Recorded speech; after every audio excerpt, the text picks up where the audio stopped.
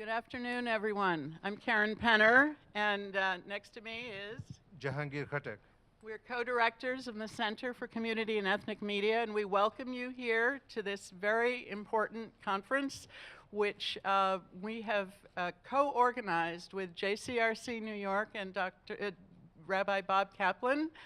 And we're very pleased that you're here. We've got some real luminaries, the stars really in the field to talk about the important issues around the 2020 census.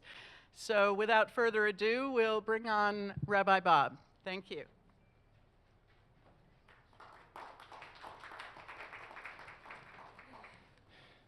Good afternoon, and I'm really so pleased that you're all with us. I know there'll be some more people filing in. That's just sort of how it works. I want to start with a statement. Rabbis are usually not evangelicals. It's sort of not baked into our religious DNA.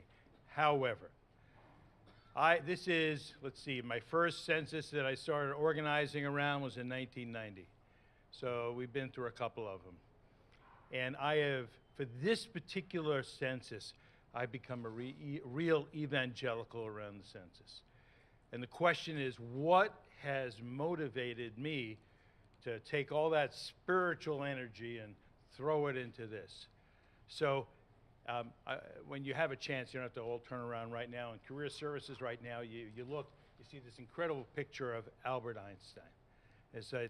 So, you know, he's known as being a really smart guy. So what is the equation that sort of got me to really be so motivated about this year's census? Well, it's because this will probably be, and you'll hear it from all of our speakers, one of the most challenging, yet one of the most important that we've seen in a long time.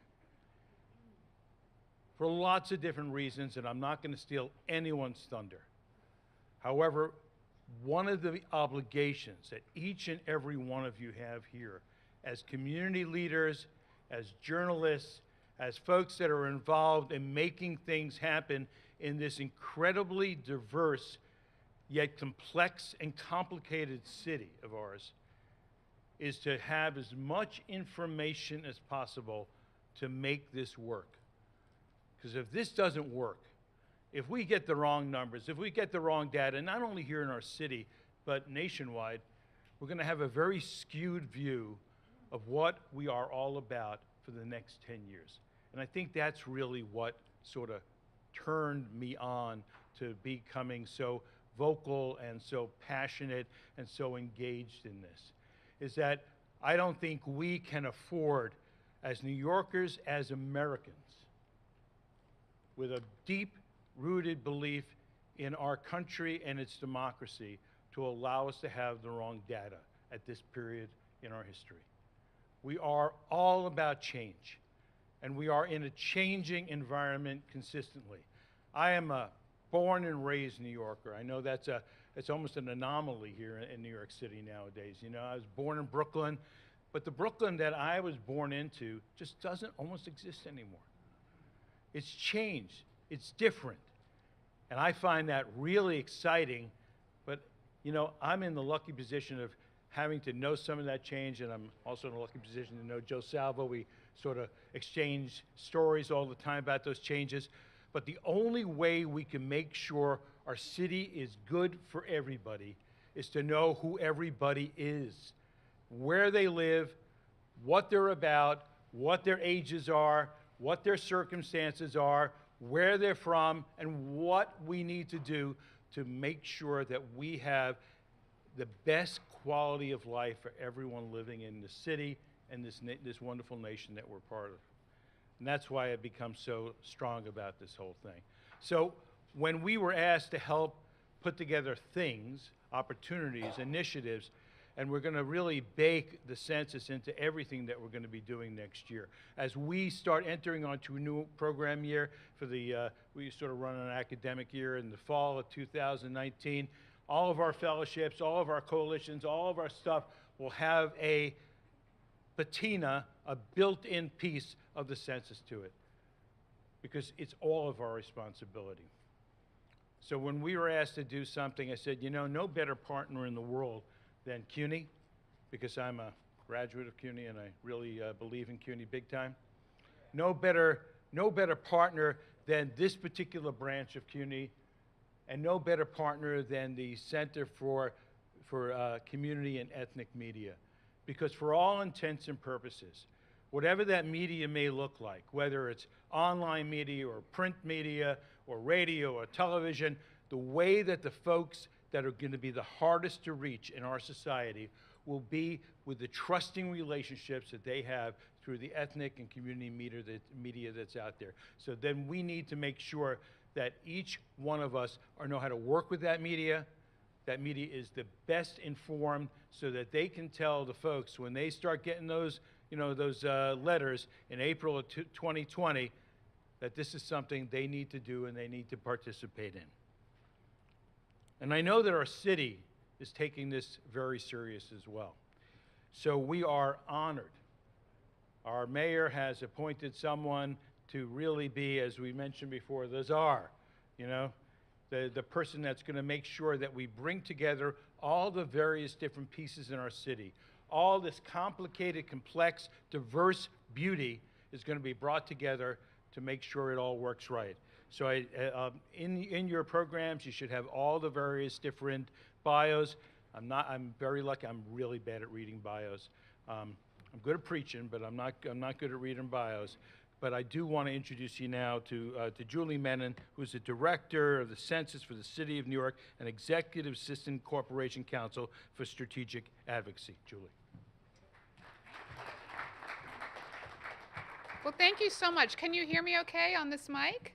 Terrific. Well, I'm so thrilled to be here, and I really want to extend a special thanks to Rabbi Kaplan and to CUNY's journalism school. I want to say a few words about CUNY's journalism school because I used to serve as Commissioner of Media and Entertainment, and I had the honor of partnering very closely with the school to endow this wonderful Made in New York broadcast center that you can see back there. And the reason that we were very interested in that is because of a statistic that we learned that 50% of New Yorkers get their news from their local community and ethnic paper or news outlet.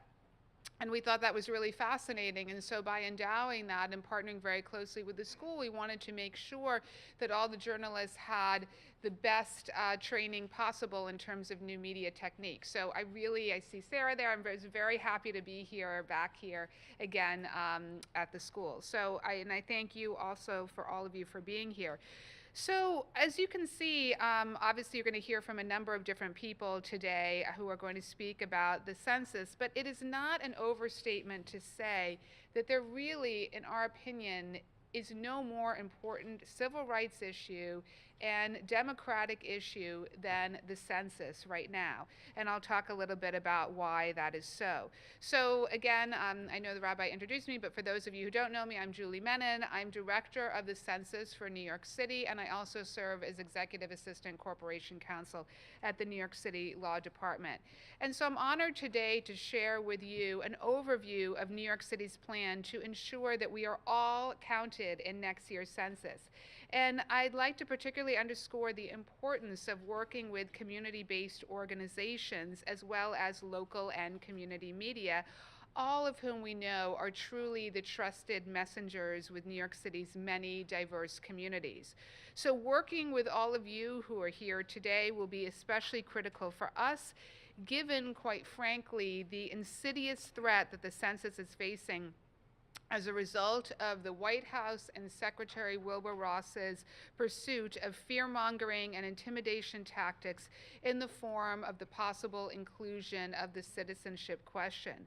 While we, of course, honor the really good work of the many dedicated public servants of the U.S. Census Bureau, we know that the president and his appointees are making it, honestly, very difficult for them to do their jobs, their constitutionally mandated jobs, which is why the mayor has made an unprecedented commitment to ensuring a complete and accurate count here in New York City. So just a few weeks ago in the mayor's executive budget, he allocated $26 million for our office. And that funding is for outreach, it's for organizing, it's for public awareness, media and marketing campaigns, all around the 2020 census. And we need this funding because we, as New Yorkers, will not be intimidated while performing our civic duties and, quite frankly, exercising our civil rights. So let me just say this. Simply put, we will not allow the Trump administration to use its constitutional obligation to count us as a tool to harm us. So to that end, I want to now provide some context about the census in New York City, as well as a preview of our plan to make sure that every New Yorker is counted. So counting all of New York City's 8.5 million residents can be an arduous and complex task at best. And I know Joe Salvo will certainly agree with that proposition. So the high concentration of apartment buildings, the prevalence of new or transient populations, as well as the rich diversity of our population, with 38% of our residents being foreign-born and more than 200 languages spoken here in our city, all make New York City an incredibly unique place, in addition to one that is also hard to easily tabulate. So it should therefore come as no surprise that New York City has historically been undercounted relative to populations all across the United States. In fact, and every time I mention this statistic, I always find that a lot of people are not aware of it, so I think it's important to mention. In fact, in 2010, the average self-response rate for New York City was 61.9%. That is compared to a national average of 76%. And the borough of Brooklyn was in the mid-50s. So I mention that because these rates are unacceptable. We cannot allow the same rates at 2010 to happen once again. So let me get a little bit more granular with this. Among both native-born African American and foreign-born Black communities, as well as Orthodox Jewish communities, across socioeconomic lines, the self-response rates hovered at just over 50%, demonstrating that there are many communities that have not felt empowered to participate in this critically important exercise. Children, and I say this as a mother of 4, have also been frequently undercounted. In fact, children under the age of 5 had the highest net undercount rate compared to any other age group. Some Census Bureau estimates suggest that as many as 2 million children nationwide were left out of the 2010 census, just simply not counted. So New York City's relative undercount, which as the data show is even more severe among politically or socioeconomically marginalized populations, has possibly also resulted in these populations not being sufficiently represented at different levels of government. This is because available data does not ostensibly capture the total number of New Yorkers living in several parts of our city. So given that census data is not only used to determine the number and shape of congressional districts, but it also informs city council districts, New York state legislative districts, you can see how incomplete census data impacts representation literally at every single level of government. For states like New York, which according to population change estimates could lose up to 2 congressional seats statewide following the 2020 census, having a complete and accurate count is critical to ensuring that we continue to maintain our fair share of political representation at every level of government. Emphasizing this message to all New Yorkers is a key part of our strategy. But let me tell you what the other part of our strategy is, and that is emphasizing the importance of federal funds and doing what, in my humble opinion, was not done in 2010, which is linking the messaging around, takes 2 minutes to fill this form out. If you don't take the 2 minutes to fill it out, we are going to lose tremendous amounts of funding for communities, quite honestly, that need it the most.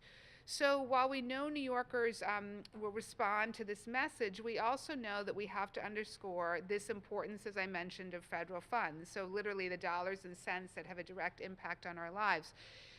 New York State derives each and every year approximately $73 billion of federal funds that are linked to census-related numbers.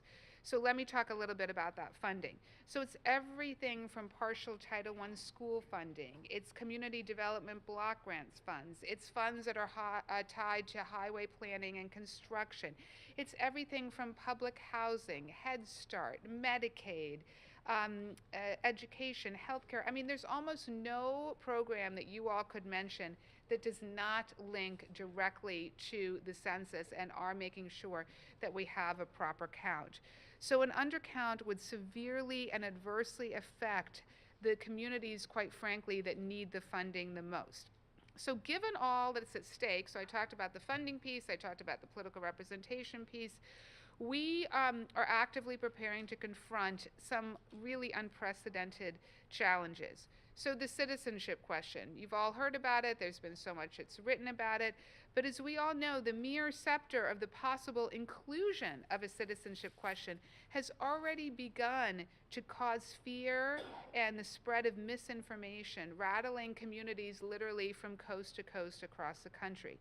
Several cities and states, including New York City, and I'm wearing my hat at the New York City Law Department, we remain a plaintiff on the case. I was down at the Supreme Court several weeks ago for oral arguments, and it is expected that the court will render its decision in June. So while we prevailed at the district court level, our fate obviously remains uncertain in terms of where the Supreme Court will rule. So that is why the mayor and our administration and all of our partners in city government stand ready to combat the fear and misinformation tied to this question, should it be included.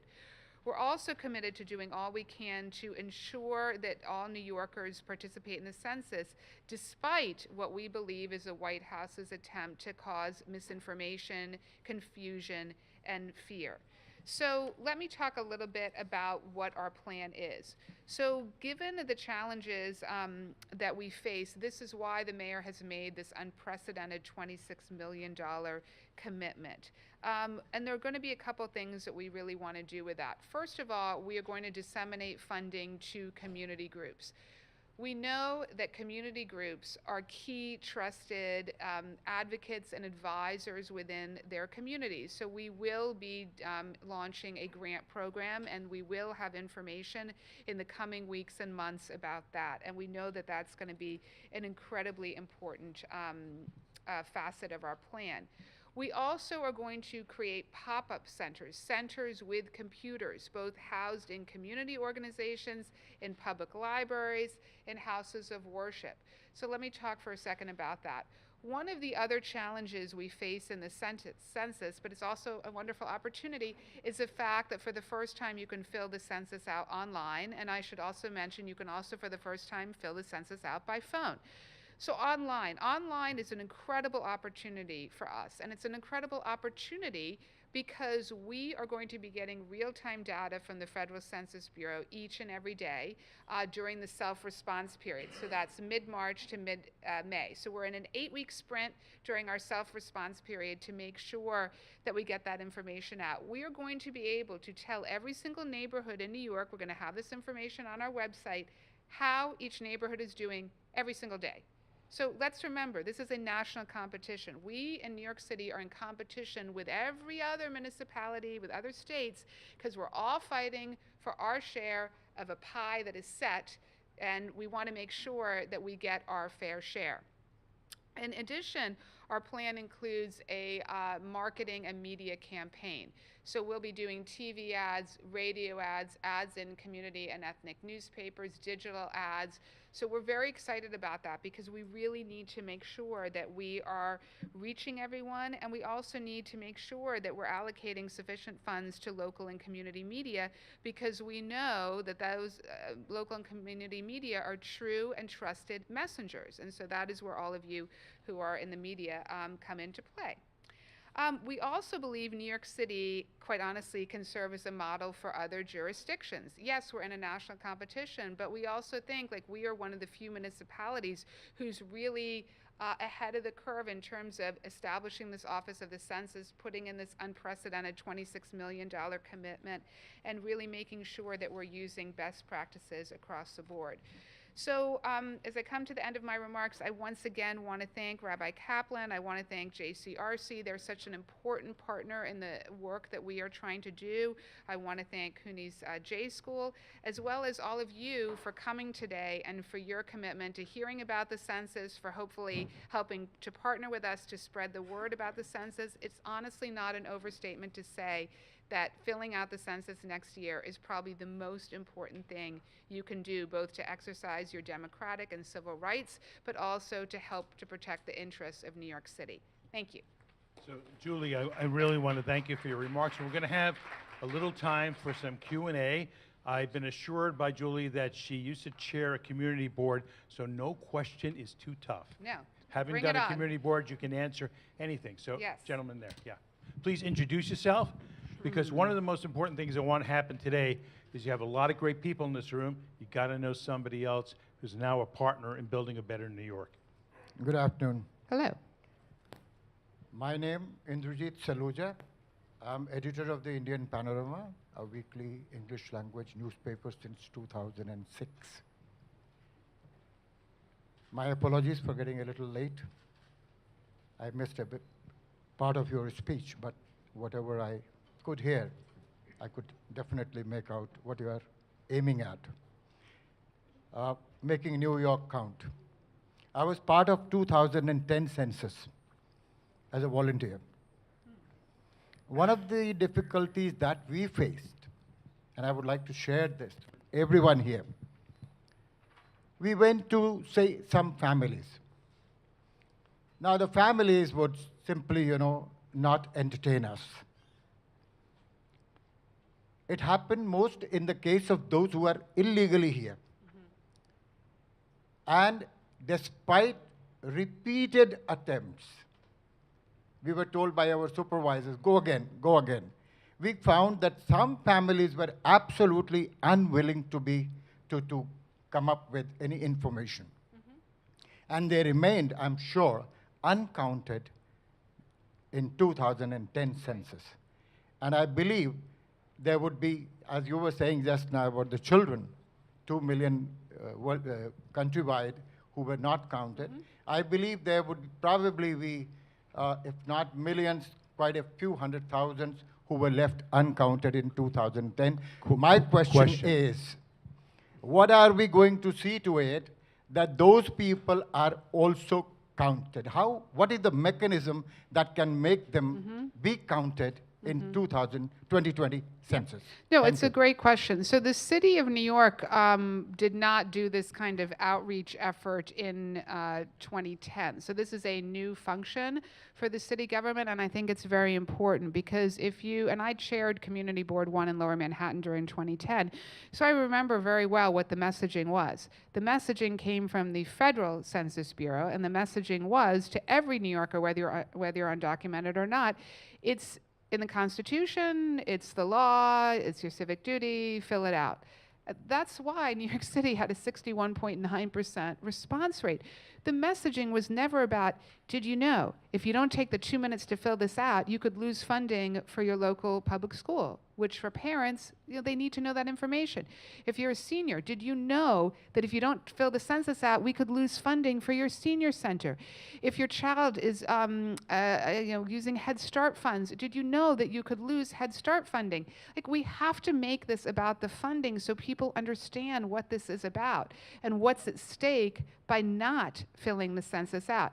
As to your question about the undocumented, one of the focuses that we're going to have in this city is, again, to give grants to community organizations on the ground that for years are the trusted voice in their community. They are the best messengers to help us to reach undocumented New Yorkers and all New Yorkers. So that's really what our focus is going to be. And quite frankly, we don't want to get to the door knocking stage. If we're getting to the door knocking stage where people are not opening up their door, that's not where we want to be. The door knocking stage, which happens in June and July, happens if someone doesn't fill the census out. That, as Joe will tell you, is not the most reliable data. The most reliable data is what is called self-response data, which is mid-March to mid-May. We don't want a situation, and I'll just quickly explain why it's unreliable. Because if someone's knocking on your door, if you don't answer your door, that federal door knocker or enumerator can go to your neighbor's door, knock on the door and say, hey, do you know how many people live in that unit? And that your neighbor might say 3, they might say 1, they might say 10, they might not respond. That enumerator can fill that down. That is why 2 million kids were left out of the census in 2010. We don't want to get to the door knocking stage. We want every New Yorker to respond in the self-response stage. So we really want to thank the mayor for designating that $26 million on behalf of the New York Counts 2020 Coalition. Really want to thank you, and we're looking forward to being a partner. Other questions? And Yes. please make them brief. Yeah, I'm here. Yes, please. First of all, thank you very much, Ms. Julie Menin. My name is Manzoor Hussain, and I work with the Pakistani weekly newspaper with the name of Dunya International and Pakistani TV channel. My question is, out of $26 million, how much money are you going to spend on media outlets, especially publication and other? Sure. I mean, we're not really at the point we're going to release the specifics on that because, as you probably know, the final budget is still being negotiated with the city council. So the mayor is allocating $26 million, and that is very clear in the executive budget. There are still conversations happening with the council who are working to actually increase the funding. So I'm going to I can assure you we're going to spend a very healthy amount on media, but we're not going to release what that exact amount is until the budget has been finalized. Other questions in the back there? Yes, please. Alexandra Swabish, Novodennik Polish Weekly.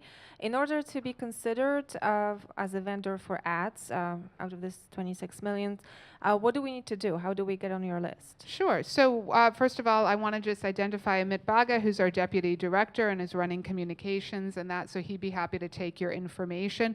Once we will be ready to make the announcement around ads, we'll make a very clear announcement about how people can be a part of that.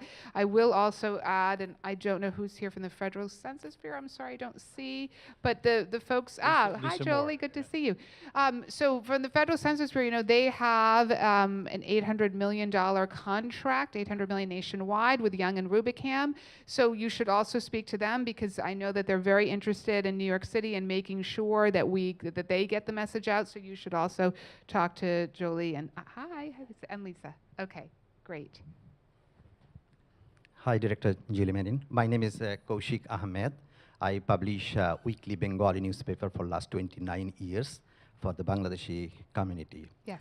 And I participated in 2000 and 2010 census, but I never found this type of programs during that time, 2010 or 2000. Mm-hmm. This is the first time I'm seeing the city takes this initiative to let us know about the census and how to make more people participated in this. My question is that supposing if one undocumented immigrant fills out the form and writes there that he's not a citizen or an undocumented, what is the impact of that in future? Sure. No, it's a great question. So the question is, what's the impact if someone who's undocumented answers the citizenship question? So to be clear, Title 13 of the U.S. Code 100% protects the confidentiality of the census. Title 13 imposes up to 5-year prison sentence, up to $250,000 fine on any federal employee who shares that data. That is, by the way, a lifetime ban. So if that federal employee quits the federal government tomorrow, they cannot share that information. It's really important that you ask that question. We have to get that information out. By asking the citizenship question, why was it asked? It's asked to try, again, to cause intimidation. We're New Yorkers. We're not going to be intimidated. We are not going to allow the citizenship question to intimidate people because we have to make sure people understand their information is 100% kept confidential by Title 13. Title 13 has never been broken since its enactment. Now a lot of questions. Okay. Hello. Hi, I'm Judy Wesley-Chamel. I'm a friend of the JCRC and a municipal bond analyst. So I'm asking you from this point of view, how do you assure people that if they fill the forms out online or on their phone, the security of that information? Because when I've spoken with people about this, everybody is so concerned about being hacked. So what has the census done? What is the city going to do? How does it work? Yeah, no, I think it's a great question. There's a lot of work that has been done in terms of cybersecurity that would take, like, honestly, hours to speak about. But so let me talk about what's actually on the census, because I think perhaps one of the greatest pieces of misinformation that is out there is the census is asking highly personalized information. Really, the main intrusive question is, of course, the citizenship question. Other than that, we're talking about 10 questions. We're talking about your name, where you live, do you own or rent, number of children, if you have children. I mean, this is like very basic, your gender. This is very basic information. They're not asking your income. They're not asking your social security number. If, by the way, you see a form that says that, that is not the census, and do not fill it out. So the cybersecurity, we're not minimizing that. There's a lot that has been done on that, and the city, we feel very confident using all the city's resources but again, the information, to be clear, is not going to the city of New York. But we are setting up these pop-up centers all around the city. So we feel very confident that people can fill the form out online, either on their phone, at a public library. But I did want to just mention, this is not intrusive information. Like, that's probably the #1 piece of misinformation that is out there. I can't tell you the number of people who said, well, I don't want to provide my income information. Well, you don't have to. That's not the census. So it's really important that we get that out there. So we can take 2 more questions. Hello.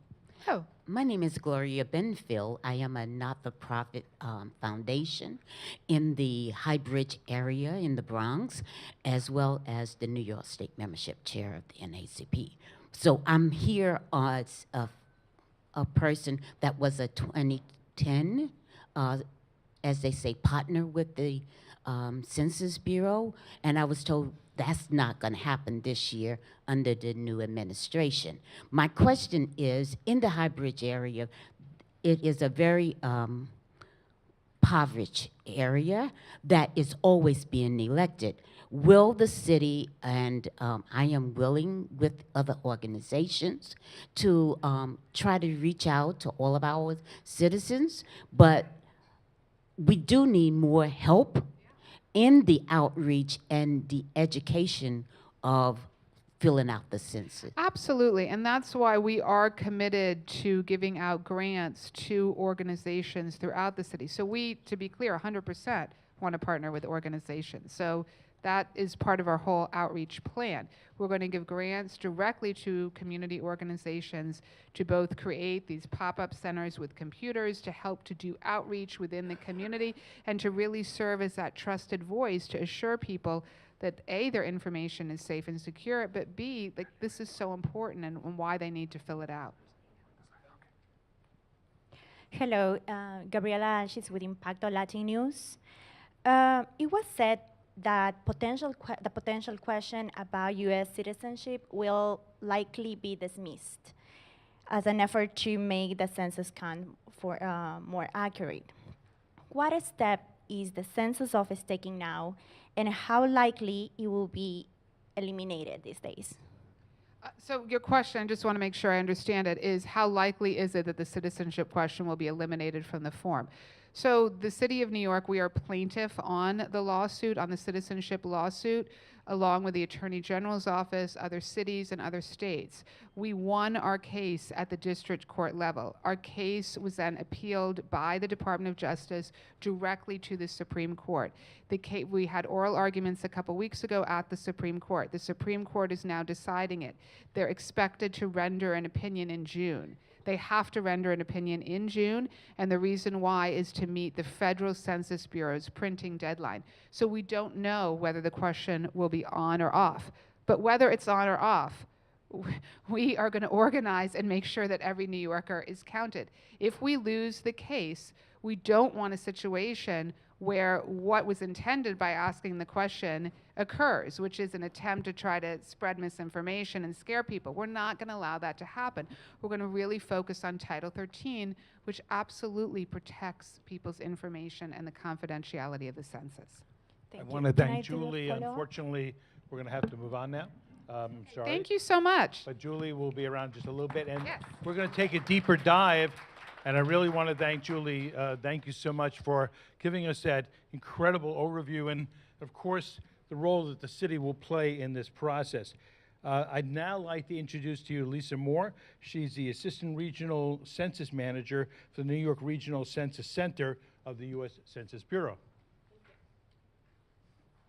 All right, good afternoon. I had to check my watch. Time flies at the census. So I'm Lisa Moore with the United States Census Bureau. Our region is responsible for all of the data collection activity through New Jersey, through New England, and Puerto Rico for the 2020 census. So a lot of questions around it. What is the census? We get this asked a lot of us, and we want to make sure everyone understands how simple the census really is. So our goal as an agency is to provide a complete and accurate count of the nation's population.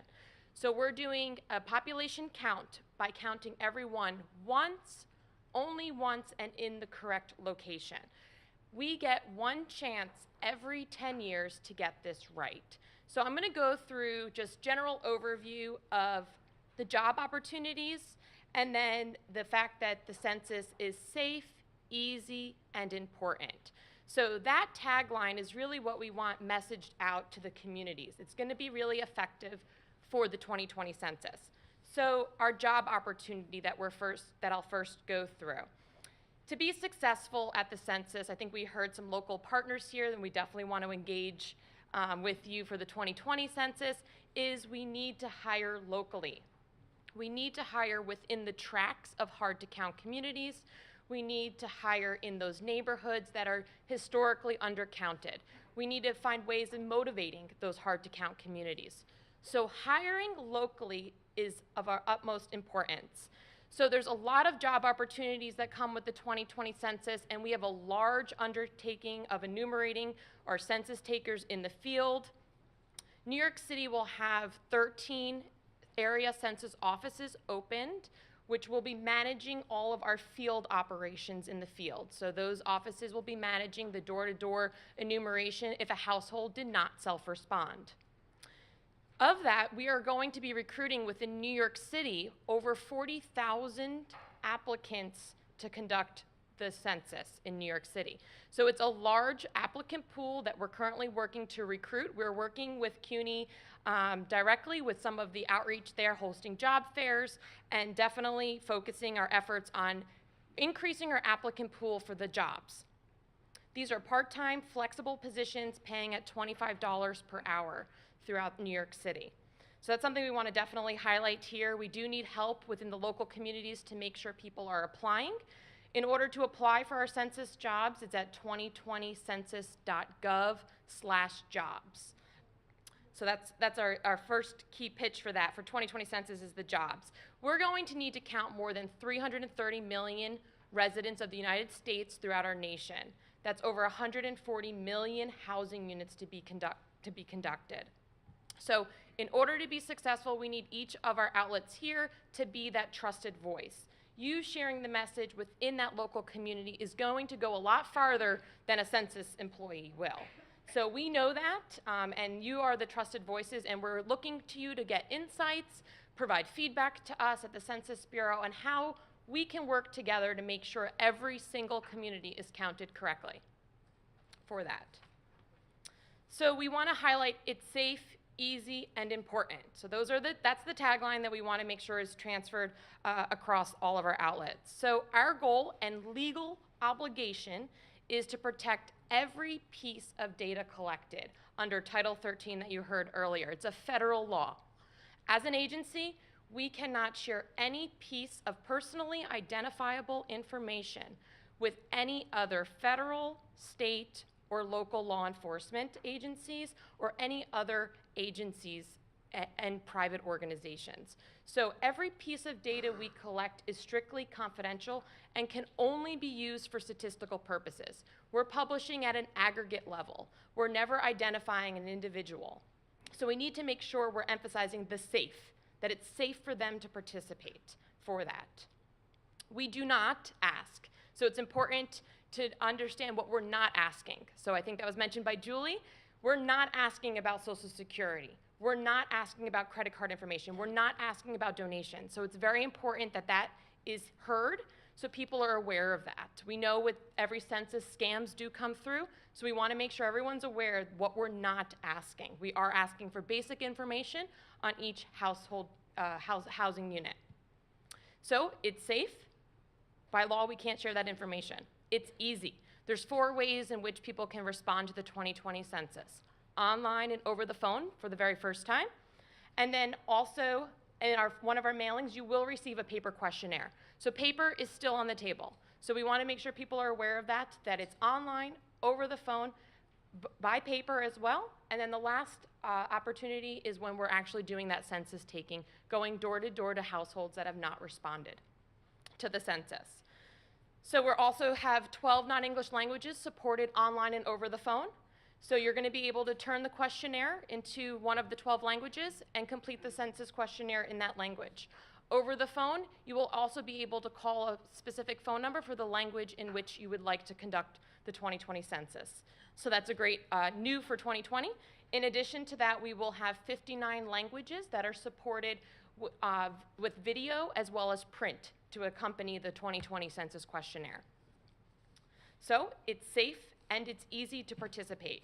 The timeline, mid-March of 2020, everyone will receive an invitation to participating on the 2020 census. So that's something that we want to make sure people are aware of. They'll receive something in the mail, whether to go online or complete the census questionnaire. So mid-March, making sure people are aware it's coming. Don't pitch anything from the census coming mid-March. Just making sure people are aware of that. So it's safe, it's easy, and it's important. So we heard earlier that it's important. Over $675 billion is disseminated every year based upon census data. That's for programs like the WIC, the Community Block Grants, Highway Planning and Construction, Head Start, Medicaid, SNAP, our National School Lunch Program. So it's very important we're able to conduct an accurate census to ensure we're receiving the proper distribution of the $675 billion that's disseminated every single year for that. It's safe. I said that already. Silly me. Okay, it's important. So the census is the benchmark. It's what we collect in 2020 is going to be the benchmark for the next 10 years. So understanding the federal allocation that's provided in 2020 based upon the population count, it's going to continue for the next 10 years. So we get one chance to get it right, and we're looking to all of our trusted voices in the community to make sure we get that done. So in conclusion, I just want to make sure that everyone's aware, again, of our jobs. We're recruiting a large undertaking with the Census Bureau. We will be hosting job fairs throughout the city, so encourage people to come and apply, especially meeting those language needs and the community needs of every single local community.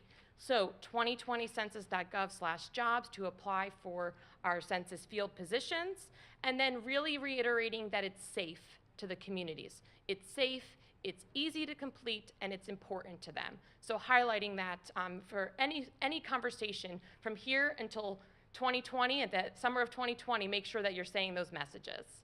So thank you so much. We'll be here. I have Jolie Golden, one of our partnership specialists in the local area that will help facilitate any further follow-up that you all want to meet with. So thank you, Rabbi Kaplan. Thank you so much. And I understand that you bought an entire cartload of cards to hand out to everyone so that everyone can get in on the making sure that people from your communities that look like you, sound like you, act like you, and will be trusted by everyone that live in your communities will be part of that force that will go out and make sure that we are getting everyone counted. Before I continue on to our next phase, and I'm very excited about our next phase, is I want to thank our funder for this process, UJA Federation of New York, that has been our economic partner in making this all happen. So thank you very much. You know, one of the nice parts of the job that I get to do is I get to make some really good friends. And Joe Salvo and Steve Romalewski have become very good friends over the years. And as I mentioned before, Joe and I, he gives me the data, I give him the anecdotes, and we sort of blend them together. So I'd like to call up both Joe and Steve for that deeper dive into the data.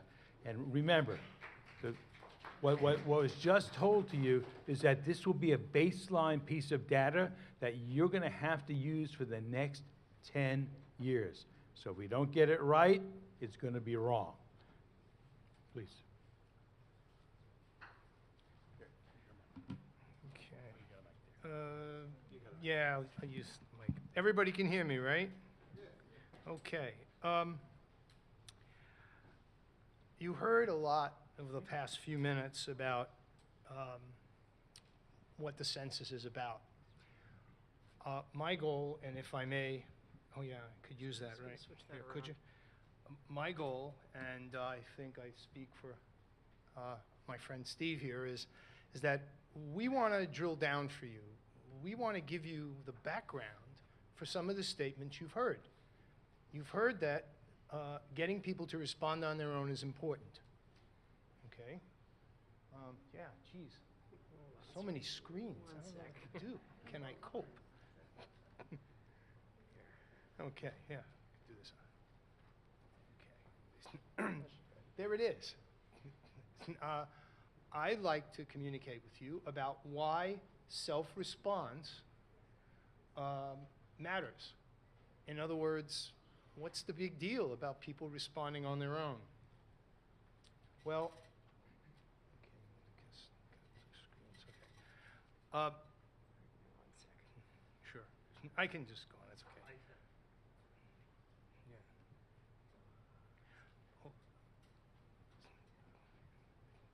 Yeah. It's been documented that self-response produces the best data. It produces the best counts of people. Those basements that I'm going to show you in a minute in Queens, the people in those basements know how many people are there. The people outside those basements frequently don't know, including the Census Bureau. They have to rely, you heard before, on something we refer to as proxy respondents. In other words, people who may not necessarily be in the know about what's actually going on. Non-response follow-up, or as those of us, I'm going to give you some wonky terms that I hope you will remember. NRFU is one of them.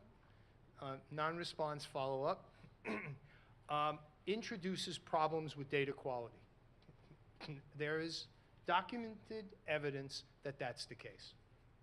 All right, and when Julie said before that we prefer that the Census Bureau not have to knock on doors, that's a big reason why. And then the other point, which is really important, is that low self-response is usually an indication, ultimately, of undercount. Areas which tend to be undercounted are areas where people did not respond on their own. Now, I'm going to get wonky with you a little bit here, okay? This is a chart from the 2010 census. Across the bottom, you have the dates that responses were received, okay? And all the way on the right, you have situations where people did not self-respond. I want you to note that between February 25th, you see that first bar on the left, all the way into May and beyond. And by the way, that's important to realize.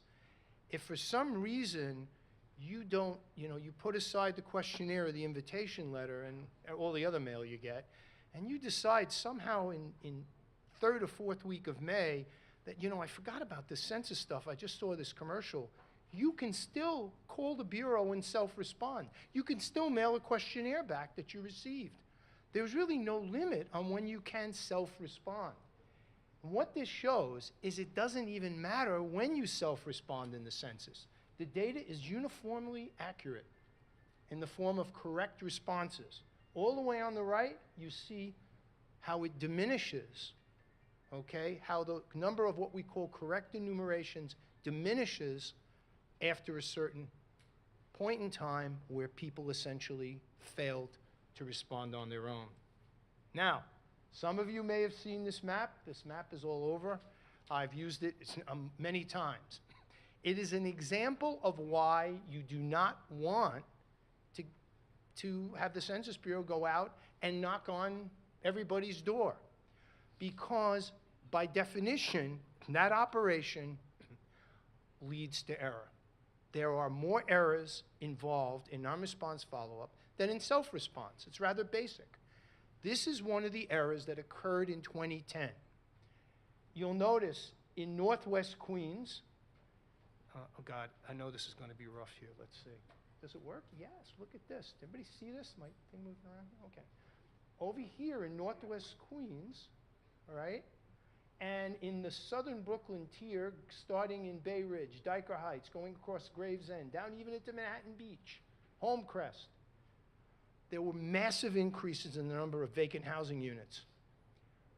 What happened was people did not self-respond, opening the door to all of these visits. And those visits, for one reason or another, ended up calling a ton of housing units vacant when they weren't really vacant. What you see in southern Brooklyn and in Northwest Queens is indicative of what happened in the Bronx in the 1970s. For those of you who live in and around Astoria know, those of you who live in Bay Ridge or know about Dyker Heights know that that did not occur. I work in a planning agency. I would know if we had abandonment in the form of massive vacancies and housing units. And we did not. It was an error that occurred because the Census Bureau is limited in what it can do. We have to accept that at the outset, that there are only certain things the Census Bureau can do. If self-response drops as a result of the citizenship question or the fears, the cybersecurity issues, it is going to unleash a tremendous workload on the Census Bureau in the form of tons of non-response follow-up. If that happens, the census will be compromised. We cannot allow that to happen. Okay. Let me just get a hold of this. Good. All right. Picture speaks 1,000 words. Gives us a, okay. This is a building in Queens, all right? And this building in Queens, we did a 2.5-year field operation where we, thanks to the Census Bureau giving us some early data on the number of units that were in every block in the city, we were able to go out and check those situations where what the data we had didn't agree with what the Bureau had. Frankly, where the Bureau, or the Census Bureau, we felt their number of units did not match the number that we had. So we went and explored some blocks in the city, many, many blocks, and this was an example. Now, this is a situation where the mail gets dropped in one place. There are no apartment numbers really to speak of here. Worse, the cable company, the utility company, your telephone bill or whatever, all of the bills you receive could be designated differently. We went in and we labeled these units, okay? And those units make it into the master address file. And when you respond to the census with your ID code in one of these apartments, you're going to be linked to an address on the Census Bureau's master address file. If you do not use that code they send you, they're going to have to go out and figure it out. And in a situation like this, or like this, it is going to be really tough. These are units that have been subdivided. The the earlier one, 4 units. This one, 3 units that we verified in the field. Again, no clear address labeling. We put the address labeling in, but it's hooked into that code. So when you hear, you don't need a code to respond, okay. If you're in a tough spot and you lost your form, go ahead and do it. But if you have an apartment that doesn't have a standard apartment number, there is a risk that you're taking of not being enumerated. Now, You heard Julie talk about so-called proxy responses. On the left, the bar on the left is the number of correct enumerations from a member of a household. On the right is the number from a proxy. Your next door neighbor, in some situations, the landlord himself or herself is not going to tell you how many people are in a basement, or whether a basement exists at all. The neighbor may not know, but the Census Bureau has no choice. If they can't find anyone home, they have to start to pursue other sources of information. One will be proxy responses. You don't want them to do that. Now, this complicated thing here has one point. The Bureau in 2020 is going to use administrative record data. If you don't respond, they're going to go and see if there are records for that housing unit, for that specific address. Across the bottom, you see the kinds of records. What's called the Social Security Numident file, okay, from the Social Security Administration. It's got a lot of information about you.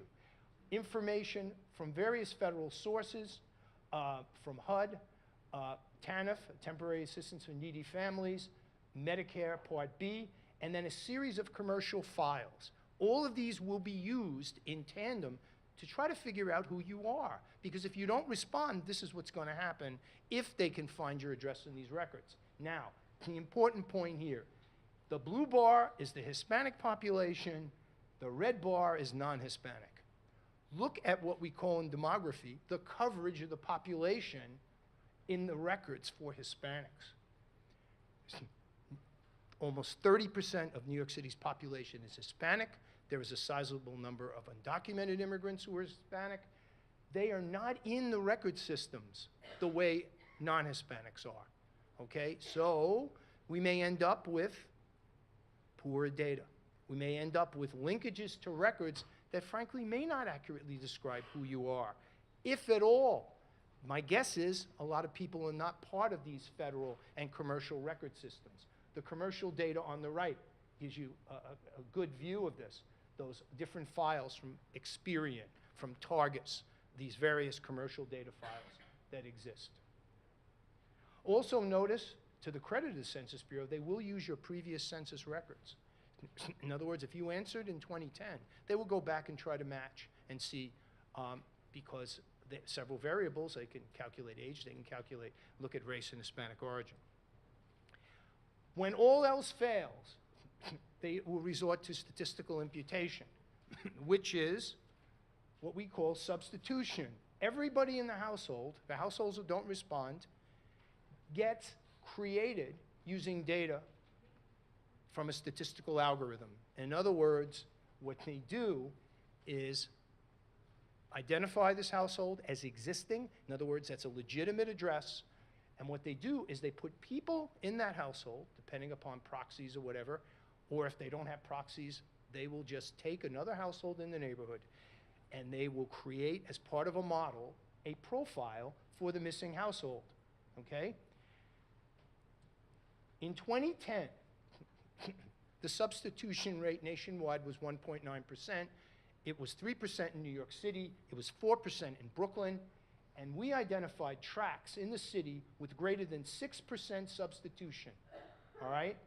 Those tracts were 47% black compared to the black average for the city of 25%. They were more likely to be small multi-unit buildings, I guess no surprise there, more likely to be female-headed families that got their data substituted. Now, this map is just something that it still kind of still hits me when I look at it. These are, it's a little hard to see, but these are substitution levels. Remember I mentioned 4% for Brooklyn? There is an area in Brooklyn, in Canarsie, Brownsville, East New York, part of Ocean Hill, where 1 out of every 6 people was wholly imputed, meaning people were put into the household using an algorithm because those people didn't respond. If they had responded, we wouldn't open the door to this. So, what can you do to try to avoid some of this? 1, encourage self-response. We talk about response. We got to start talking about self-response. And if at all possible, use that ID code. because, not necessarily because we spent 3 years in the field, 2.5 years in the field identifying all those doors without we labeled them on our own because we wanted to get them on the Census Bureau's master address file. So if at all possible, use that ID code. Those administrative records will be used as an alternative in many situations, perhaps. We don't know. No panacea there. Heavy reliance on enumerators is likely in many neighborhoods. The Census Bureau is between a rock and a hard place. Just putting it plain. The federal government has not funded the Census Bureau, and this goes back prior to the Trump administration. They haven't been funded this decade the way they needed to be. Now the determination has been made, they will not need as many enumerators. When they hire enumerators, what was it, 4% unemployment? They are going to have a tough time, especially in some neighborhoods of the city. So we are going to have the field staff, I'm sure, is going to be well trained. The Census Bureau has asked us to help them, and we are going to certainly do that, identifying these housing situations. So we expect in some neighborhoods that there's going to be heavy reliance on enumerators. And you need to all be aware of that. We're going to help provide training. We're going to be side by side with the Bureau, especially about the city's housing. And we all have to be aware of this reliance on proxy respondents. But the final statement is this. When, and I said this in court as part of the litigation, that I was involved in the state litigation as a witness. Once self-response begins to decline, the door opens to NRFU. And the wider that door opens, the greater the inaccuracy, the higher probability of an undercount, and the greater the danger, that we are going to experience a loss of resources and a loss of representation in the city. So please, take this with you, remember this, because it's not enough to tell people to respond. It's please self-respond. My website and my email address. I thank you very much. Yeah, that's great. How do I switch this over? Switch everything right. Oh, someone is doing it. Thanks very much for having me. My name is Steve Romalewski, and I work at the CUNY Graduate Center. We've partnered closely with the journalism school on a number of different projects, and so I'm glad to be back. What I'm going to talk to you about is a resource that we've developed, my team at the Graduate Center, which is a nationwide resource, but it's available for every part of the country, including here in New York City, that you as journalists and trusted messengers generally can use to address some of the issues that Joe has talked about in terms of areas that might be harder to count through the census than otherwise. So what I wanted to do first, though, is just kind of put a point on this self-response, non-response follow-up, just to make it hopefully a little plainer for people to understand, because it also helps inform the maps that we've put together and that you could use. And I also wanted to clarify a couple of points made during the keynote presentation that, again, are really important for you as journalists to understand in terms of communicating the information correctly. So every 10 years for the decennial census, the Census Bureau first sends out a mailing to virtually every household in the country. And that mailing will have, this time, instructions on how to fill out the census questionnaire online. It will also explain that you have the option of calling in the information by phone or requesting a paper questionnaire, as the Census Bureau representative mentioned. And so that's the self-response phase, and that's why Joe was pointing out it's so important for you as the householder to get that mailing, go online or otherwise, and send in your information. The reality, though, is that, and so during the keynote speech, Julie talked about how we really don't want to get into this non-response follow-up phase. The reality, though, is we will, no question about it. In 2010, virtually every census tract, small areas where they collect and tabulate information, virtually every census tract had households that did not self-respond. And so the non-response follow-up, the census, their charge is to count all of us. And so if you don't self-respond, they need to count you some other way. So they hire enumerators to go out, and that's where the census takers come into play. They have to hire a lot of them, hundreds of thousands of them around the country. It's very expensive, it's very complex, and that's, as Joe pointed out, is the greatest risk during that non-response follow-up phase, that people will get missed.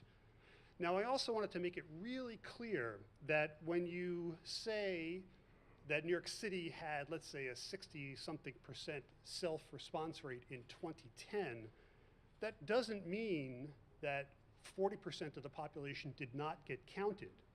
There definitely was an undercount. People got missed and people got counted inaccurately, and so, but it was nowhere near that 40%. The 60%, let's just use that term for argument's sake, the 60% self-response rate just means that 60% of the households mailed back their forms in 2010, and that the remaining 40% had to get counted in person, door to door, household to household, by census takers, census enumerators. So it doesn't mean that only 60% of the population got counted. Close to 100% of the population got counted. We don't know exactly how much in each area of the city, but because that 60% is still pretty low in terms of how many people or how many households could have self-responded, it really increases the risk that during the effort to count the remaining 40% that people got missed. And that's a big problem. That's where the concern comes in about not having the adequate resources that the city should be getting based on its full population, not having the adequate political representation that all of us should be getting, and the like. So it's really important to keep those two concepts different. The undercount happened, and there was an undercount in New York City. It wasn't 40%. It was much less than that.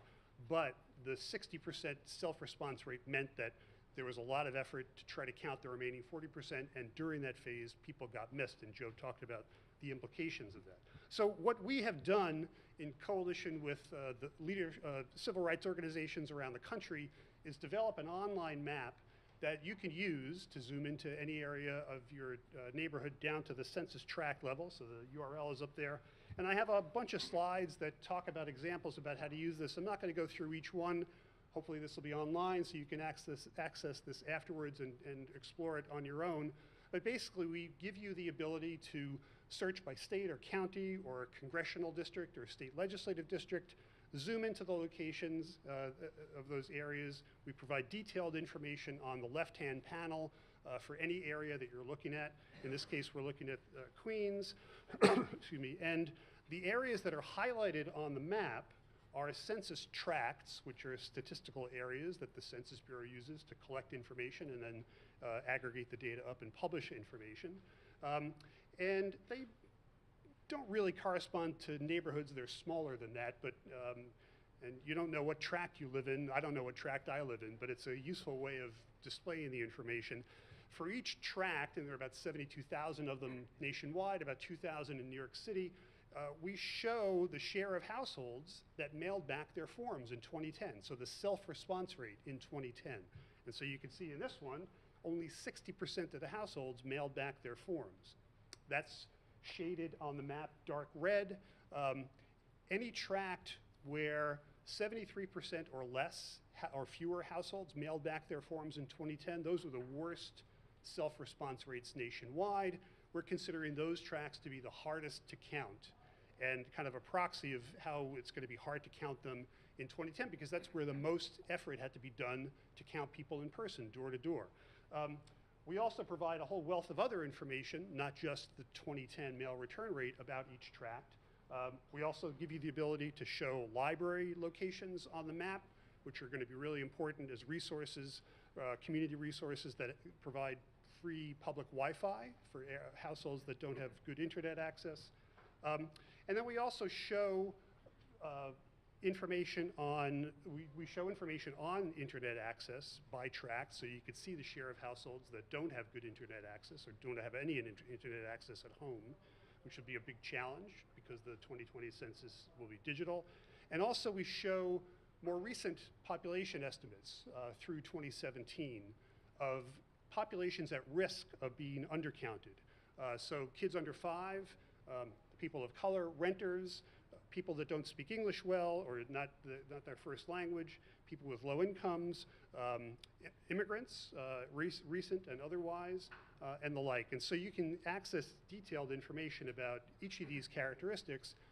So as you're thinking about, you know your communities really well, of course, but as you're thinking about how to communicate the importance of the census and how to communicate the importance of responding, in particular, responding a self-response, not waiting for the census enumerator to knock on your door, you could use this information to craft your messages, first to figure out exactly where to highlight and prioritize your get out the count work or your efforts to write articles about the importance of the census. And you could also craft your message.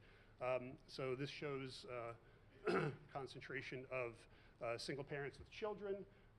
When you think about that, if you're a single parent with kids, filling out the census form, whether it's online or not, is not your top priority. You have a lot of other day-to-day responsibilities that might get in the way and compete with that.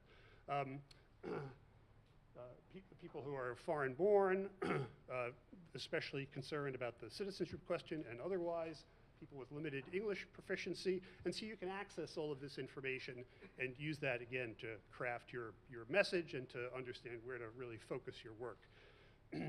But we also recently added, this is very much a work in progress, the ability to go beyond the online map and to download information, to view information where you don't really need technology, you just need to look at a map, a list, and show where the census tracts are and what the information about each tract is. So you could download detailed information. Again, I'm not going to go through this in detail. Hopefully you could look at this afterwards and explore the map. And also feel free to contact me afterwards if you have questions about how to use the map. And so this is a map of Queens with each census tract with an ID. And you can look at that ID in the list, the Excel file that you can download, and better understand what's happening in each tract. You could also download that information, and to the extent as data journalists, let's say, you know how to use computer mapping software, you can then attach that information to a computer mapping file and display the information on your own, not relying on our map, and you could use that to then highlight any characteristics that you want. So this shows, for example, the concentration of Asian population by tract in New York City, using, again, the latest census estimates, and the areas highlighted that don't have good internet access. This shows it in relation to areas, census tracts with concentrations of children under 5, again, the biggest undercounted age group in the census from 2010, and foreign-born population. So you can use this information, again, to inform your work and the like. And here are some examples of how you can think about that and develop that also for your stories that you'll be writing. This is not the only resource that's online where you can access this type of information. This just gives some examples. This slide gives some examples of other information resources that are available from civil rights groups as well as the Census Bureau itself. And you can access those as well and use that to explore further and better inform your work writing about the census and communicating the importance of participating in the census. I don't think I have time for a demo, but this is my contact information. I'd be happy to talk with each and every one of you about the census issues in general and how to use this map and how to connect with others that are working on this. And just to emphasize again, this is a work in progress. We'll be continuing to expand and enhance this information. And also, like was discussed before, about the data that the Census Bureau will be publishing during the self-response phase in spring of 2020, we'll be including information down to the census tract level about the share of households that have self-responded day to day. So you could use that anywhere in the country, but certainly here in New York City, to understand which area is doing really well, which area is not doing very well. And then when the self-response phase is done, which areas will likely have to get a greater amount of census takers coming into the neighborhood, and you could use that information again to figure out where to refocus your resources and think about how to write stories about the importance of opening up your door to a census enumerator and to make sure that they get the correct information and that there's a fair and accurate count in 2020. So I'll leave it at that. Thanks very much. So,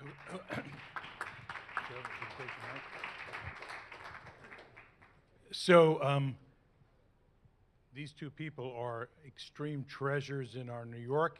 They are a repository of information that is incredibly valuable to the work that you'll all be doing. So we have a few minutes for some questions. Again, please identify yourself and make sure it's a question, and let's try to keep it as brief as possible. You had a question before? No? Yeah, please. No, the lady behind you. Yeah. Oh.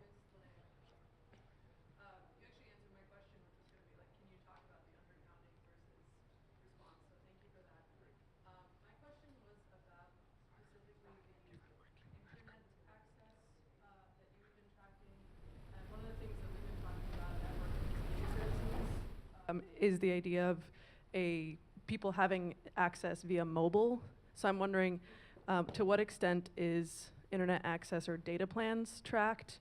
And if you know of this, is there plans to have responses available in like a mobile app to cover that part of the population? Can people hear me? So the question was about information that we show on the map, I think, about internet access and how what that means, and our mobile plans included. So what we show on the map is we have the Census Bureau publishes now at the very local level the share of households that have different types of internet access. And what we highlight on the map, based on consultation with digital divide activists, is we show the share of households that have no home internet access. And in some areas, it's surprisingly high, even in 2019, or 2017 is when the data is from. And that is a red flag, because areas that are not only hard to count based on how few households mailed in their forms in 2010, but also don't have internet access at home. It's kind of a double whammy if the expectation is that in 2020, they'll be filling out the census questionnaire online. We also show the share of households that have cell data plans only, because if you have a cell data plan and you are paying for that as you go, you might not want to use that for non-essential things like filling out the census questionnaire. So that's also an indication of what level of challenge there might be around filling out the census questionnaire online. I don't know if the Census Bureau or anyone else will be developing a mobile app around that. But we're thinking about how we can convert our online map into a mobile app. Specifically, we'll see if that happens. But anyway, so that's the type of information we have. Gentleman in the back there. Hi, Arun Venugopal with WNYC. Two-part question, Joe, regarding the vacant housing map that you pulled up. One, I'm just kind of curious. It didn't seem intuitive that they would all be these clusters of contiguous, neighborhoods that would all be vacant housing. I'm wondering if you can explain why that would be the case in Northwest Queens and in that part of the large part of Brooklyn, and if you could just kind of spell out the implications of having all these supposedly vacant homes, whether it's from funding or any kind of other implications, so we can understand why it matters for those places not to be considered vacant. Okay. It was hard to see on the map, but there are boundaries of local census offices. They're now called area census offices. And in 2010, New York City had 20 of them. The clustering follows the perimeter in Brooklyn almost perfectly of a single census office. And in Northwest Queens, it's a little harder to see because they're mixed-use areas which have a lot of non-residential land use. So it doesn't follow as exact. In 2013, we published an article in Population Research and Policy Review. I'd be happy to send you a copy of that, where we looked at all of the possible reasons, looked at Bureau, memoranda from the Census Bureau, and we concluded that some sort of operational failure occurred in this area, where instructions went out in, again, people, you have to realize the census there's a lot of pressure, especially when you get to the point where you're dealing with that last 5 or 10% of people who just don't want to respond. The Bureau is under tremendous pressure. And sometimes that results, in this situation, with erroneous determinations of housing units as vacant. And what we think happened was there was some sort of failure, some sort of instructions that went out that caused the premature identification of vacant units. Now, impact. Overall, it costs the city about 65,000 people is our estimate, and that's just what that is, an estimate. The number's bigger in Brooklyn than it is in Queens. The population of Queens didn't go up much between 2000 and 2010. Stayed almost the same. Our estimate is that we lost at least 20,000 people in that corridor that we identified. Now, for starters, AOC's district is probably needs to be smaller than it is because there are people missing in her district. There are people missing in Astoria. Okay, so when you redistrict based on population, the size of the district is based on who's enumerated, okay? In terms of other programs, I'll give you one important example, vital statistics, vital rates. The health department asked us to adjust the numbers in these communities because the rates they were coming up with of illness and disease were far too high, because the bottom of the calculation, the denominator, was not as big as it should have been.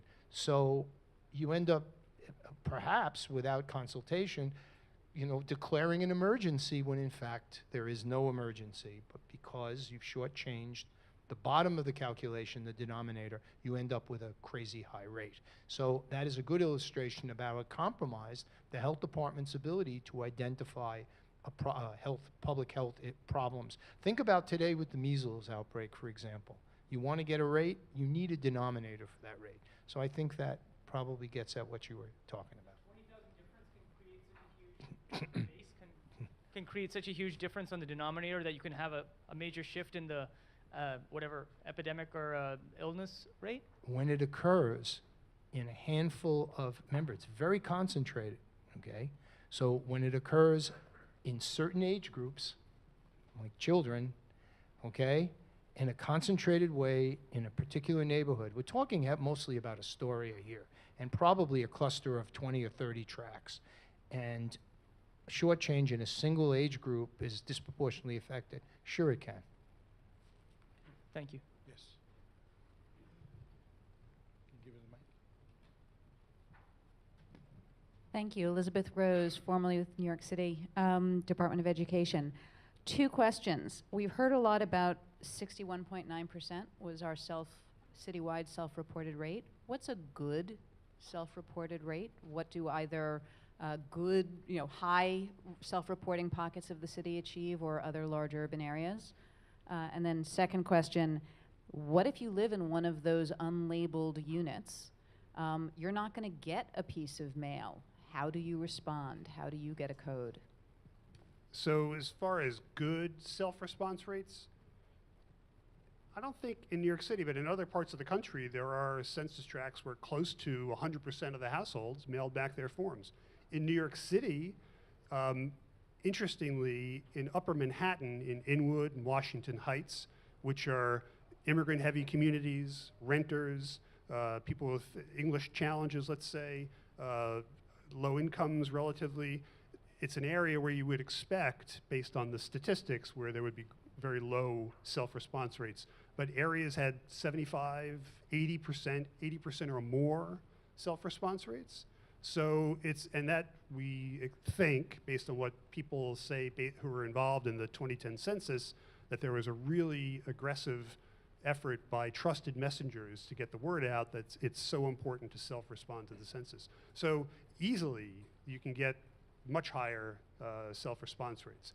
Again, though, that means that even if you had, let's say, an 85% self-response rate, that still means 15% of the households had to get counted in person. In some ways, that might even make the job of enumerating those households harder if you have to go and find them and out all together. So either way, that it's really important to self-respond, as Joe has pointed out. Yeah, concerning the second question, but before I do, I just want to mention, if you're interested in the adjustments that needed to be made in the 2010 census for the vacancy problem, those are up on our website. We actually have those numbers up on our website that you can look at. Concerning housing units, okay. We put the identifiers on those apartments. The Census Bureau has a manual that helps field canvassers label apartments. We had a hand in helping to create that manual last decade, and we try to follow standard conventions, and we label the apartments ourselves. So you'll get a questionnaire to that basement or apartment 1. If you fill it out, okay, or if you answer on the internet with your code, you will be hooked into an address and you'll get enumerated. But if you don't, if you list it as something that is unknown to the Bureau, the Census Bureau will send people out to look for it. And it may work out fine, it may not. So that's the short of it. My name is Kinue Imai Weinstein. I work for Japanese weekly newspaper, and well, this is very good presentation. I will certainly, I think everyone, it's everyone's obligation to answer this response census 100%. However, my question is, what if you are illegally here? What is their risks? There are many people who, who are afraid of ICE. And what is the connection between ICE and how could you guarantee that ICE won't come, use the census data?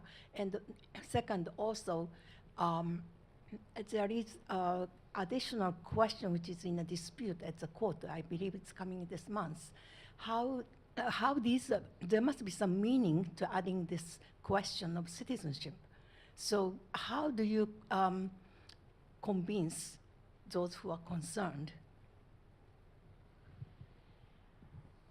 Well, I don't want to kick this to the next panel, but maybe that's I think I mean, we heard before from Julie Menin about Title 13 protections and so on, but I understand it's all going to be on the messaging that is created to allay fear, because it's all, the next panel. They'll be best able to address speak to your it, yeah. question better than I can, I think, Steve. Thanks for the time. I just had a quick question I wanted to clarify. I'm Alec Meeker, owner of Bushwick Daily. So when you were talking about the missing people and the adjustments that you made for the missing people, are those the same numbers, and are they also in the data set that you have? So if one wanted to look at the actual count versus what your estimates of what the count should be, or what the population would be, is that in the same data set? Actually, the Census Bureau's data is what it is. If you believe the Census Bureau's data, between 2000 and 2010, the population of Astoria went down by over 10%. All right, and all right, so that's baked into the data. There are only 2 places where we did adjustments. One is published on our website, up on our website, are the corrections that we made to all of the areas that were affected by this problem, okay? And we explain the methodology of how we did those corrections. The other is that if you look at our population projections, we don't start from a base of 8,175,133, which was the 2010 census count for the city. We start from a base of 8,242,000. All right, so we adjusted our launch point for our projections for that. Those are the only 2 places. We didn't dare go beyond that and try to adjust characteristics and so on. So the way we approached it is that we took the total population, and then the total population was adjusted upwards, for example, in Astoria, and then the characteristics were laid over that. We have no choice but to do that. Okay, sure, yeah, thank you. And so I think your part of that was, is it in the data that we're using on the map? Yeah. It's not, because we use the census estimates that the Census Bureau provides, and it's a nationwide application, so it would have been too hard to figure out how to incorporate these little adjustments here and there. So you definitely, for those particular areas, be aware, I guess, that there were those Is it available in like a form that can be pulled into some sort of mapping software like you mentioned earlier? It's, we just have the adjusted counts for the affected areas. We have the Census Bureau counts, and then we have our adjusted counts, and the health department pulls those numbers in for their own use. Okay. And they thank you. use them as a base for their estimation for the areas. Okay, we can take 2 more questions. Any additional questions? Okay, yeah, please. Hi, my name is Paula Mora. I work at AHRC-NY, which is a nonprofit that supports adults with developmental disabilities. This might be a silly question, but I myself, as a 23-year-old, have never filled out the census. So I wonder, like, you're talking about this code, and I wonder if, like, if I don't live with my parents anymore and they're receiving my documentation and maybe them throwing that out, is there a way that I can receive that code otherwise? Like, maybe is there an online resource that I can use? And I wonder if that might enable others who might be in a similar situation to myself and or many other situations would then be able to fill out the census. I don't know if that was really a question or like. Well, no, maybe the Census Bureau can respond to that. I don't really. Okay. You know, it's interesting with the online option now. In prior censuses, the idea was that the householder fills out the form for everyone in the household. So individuals You may wouldn't be have the covered. option of doing that. Now, anyone, whether you have an ID or not, can go online and start filling out the information. The Census Bureau says, and hopefully they're right, that they have mechanisms in place that if you start to fill out the form online, let's say without the ID, and it matches the household and the characteristic that someone else already filled in, that either they'll say, all right, no, we already have this, or they'll be able to clean that up afterwards, or they may send someone out to the household to just double check. So hopefully there won't be any overcounting and duplication more so than before. But I guess part of the response is, even though using the ID is very important, you don't need the ID. So you could fill out the information as well as your parents or anyone else in the household. And a voice from the census. That is correct. So what they're saying is you can still fill out the census without the census ID, the non-ID number on it. And if you're not living at home, we want to make sure you're counted where you usually live. So we don't necessarily want you counted at home if you're not living there anymore. So it's where you usually live and spend most of your time. What I wonder is there somewhere online, or should there be somewhere online that I can then receive that code? If you were to say, like, no, not have the mailing sent to you. Yeah. I have to follow up on that Okay. specifically. I don't believe so right now, but I'll definitely follow up. Okay, thank you. Mhm.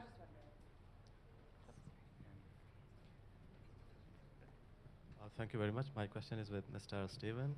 My question is that, as you have said that everybody knows that Census 2020 will be online or digital.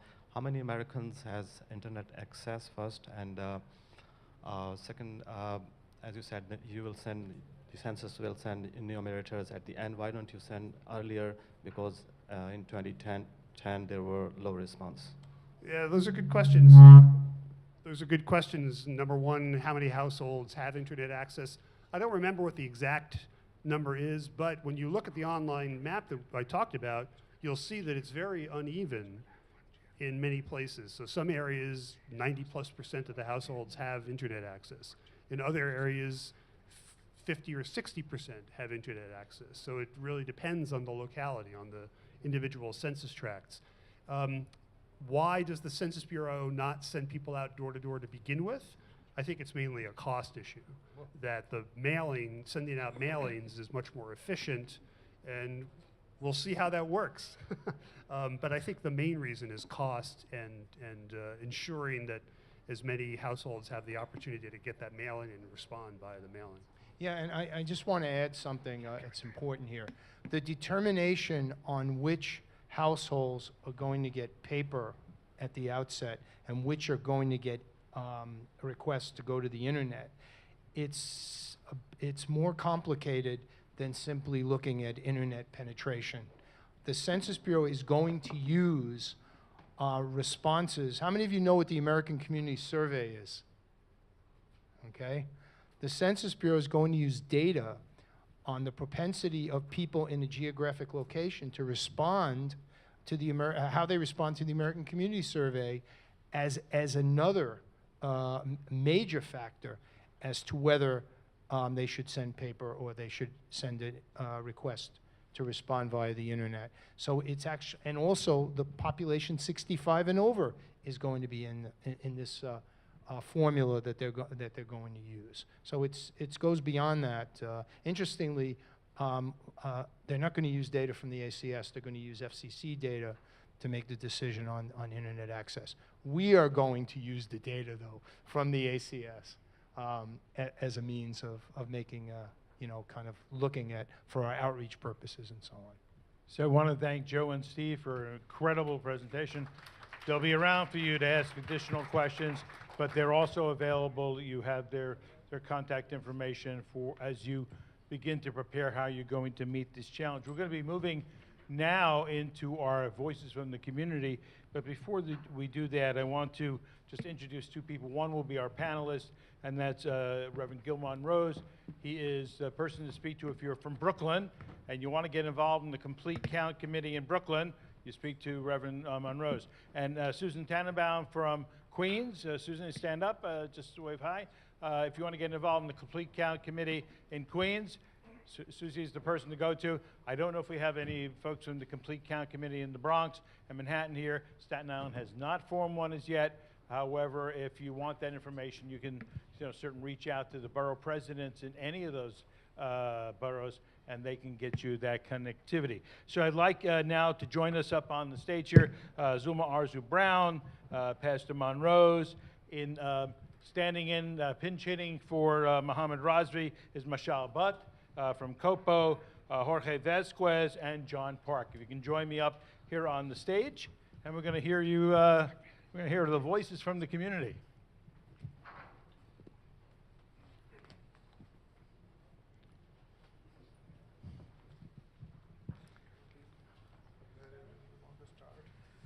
So,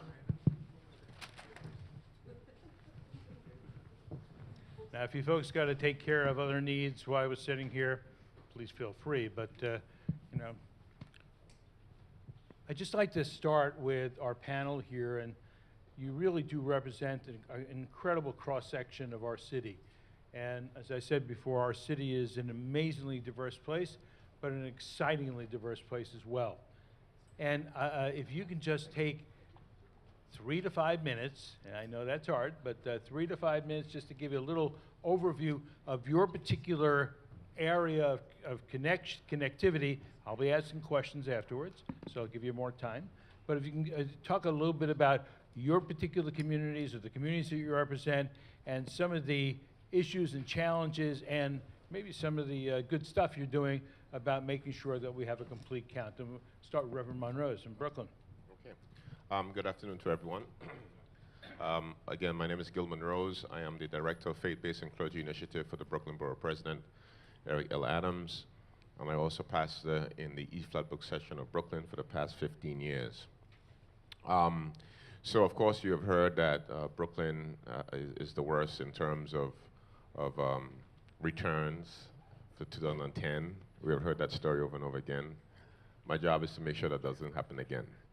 How we're going to do this is dependent on, again, our grassroots organizations, our community-based organizations, our faith institutions, being able to get back in and leveraging your relationship with the people that you serve and be able to really hold their hand through the process and have them literally fill out the paperwork through your efforts. Borough Hall, we want to be able to just help you to do that. And so the idea is that on our Complete Count Committee, that we are breaking up into about 10 different subcommittee groups who's going to meet over the summer and throughout the year to kind of come up with a comprehensive plan for your neck of the woods, your area. You know your people very well, and so we don't think that we're the experts. So the people in Greenpoint, the people in Brownsville, the people in Bay Ridge, those individuals have specific needs, and so therefore we are dependent on the organizations within those areas to heavily reach out to your clientele and give them the message. So basically our plan for Brooklyn is to use our community-based organizations, our FBOs, our faith institutions, our mosques, our synagogues, our temples, to get the word out to be counted. Thank you. Thank you. John? Thank you. My name is John Park. I'm the Executive Director of the Minkwon Center for Community Action. We are part of a few complete count committees. One is the Queensboro Complete Count Committee. Another is New York Counts 2020. We're one of the founding members of that. And because of our relationship with those other ones, we also launched the APA Complete Count Committee. And one of the reasons why we did that is because Minkwon leads the only Asian American Civic Engagement Coalition in New York City that's made up of about 20 organizations called APA Voice, voting and organizing to increase civic engagement. So we've been doing this for a number of years. In 2010, I was part of another coalition where I helped coordinate the outreach for about 33 different Asian American organizations. Queens, for us being based in Queens and coordinating a lot of organizations who live in Queens, we're probably the second worst in terms of being undercounted. So we almost might be in a little competition. So if Brooklyn ever gets out of that position, it means Queens might be last. So it's gonna be my job to make sure Brooklyn doesn't get there, that we're not last. For our own Complete Count Committee, we've been doing a bit of sharing some best practices. We're already actually we have a training around the census with the Norman Mineta conference that's coming up on June 1st. So we're doing training for different coalition members, but these organizations are throughout New York City. I don't want to take too much time, so. Okay, Jorge. Hi, so I'm Jorge Vasquez. I'm an associate counsel with Latino Justice PearlDeaf, and it's a national organization. And what we're doing around the census is creating a unified messaging. And it's important with everyone in the audience to personalize the message. How many of us have cell phones? By a show of hands. Your cell phone connectivity is dependent on census information. Who remembers having dropped calls around 2009, 2008? Many of us. Who remembers trying to call someone around New Year's? Too many people on one tower. These are things we do not want to go back to. This is how we personalize our messaging. Who remembers AOL dial-up and having to reboot and go back on? Exactly. These are the things when we're talking about the census, especially the journalists in here, that we personalize the messaging. Because it's going to be personalizing the messaging that's going to ensure that everyone comes out and everyone gets included within the census. What we're doing is personalizing the messaging and ensuring that we're providing the messaging in Spanish to who our general body is, our individuals who speak Spanish. And then personalizing even more. Every business depends on census information, whether it's private sector or the public sector. If you're talking about Latino dollars nationally, Latino businesses contribute $700 billion to the nation annually. Latino buying power, over $13 trillion annually. This matters. Whether a minority is entitled to a non-English ballot in election time is dependent on census information. So we have to reach individuals where they are, personalize the messaging, and ensure that we're amplifying the voice of our community. Thank you. Michelle? Hi everyone, my name is Michelle Budd. I'm from Council of People's Organization here on behalf of Mohammed Razvi. Thank you again for having me. So Council of People's Organization is based in Coney Island Avenue in Brooklyn. And we serve a South Asian community who have language difficulties, who are not involved in the community as much as they're supposed to be. And what we want to do is to educate them. So we hold seminars at our office. We have multiple flyers that are translated in their language just to help them understand better. So this is what we're going to be doing for the census, is educating them, letting them know that if you are counted, things will happen. Funding will come to everyone, and everyone will get help. Hello, great day, everyone. My name is Sulma Arsu Brown, and as I was getting, closer to speak, my heart started palpitating even more. So, but now I have the mic. I am a proud Garifuna woman from Honduras, which also makes me an Afro-Latina and a Latina, right? So I'm all-encompassing. I came here at the age of 6, straight from a small village, but I also became part of the Garifuna Coalition, right? And what was that? The Garifuna people are actually, we hail from the island of St. Vincent and the Grenadines. That's when we became a Garifuna people because of a whole lot of mixtures. But we were the last island in the Caribbean to get colonized by the British because my Garifuna people fought very hard, and only about 5,000 of us survived. So we were put in a nearby island called Balisu where half of my population perished.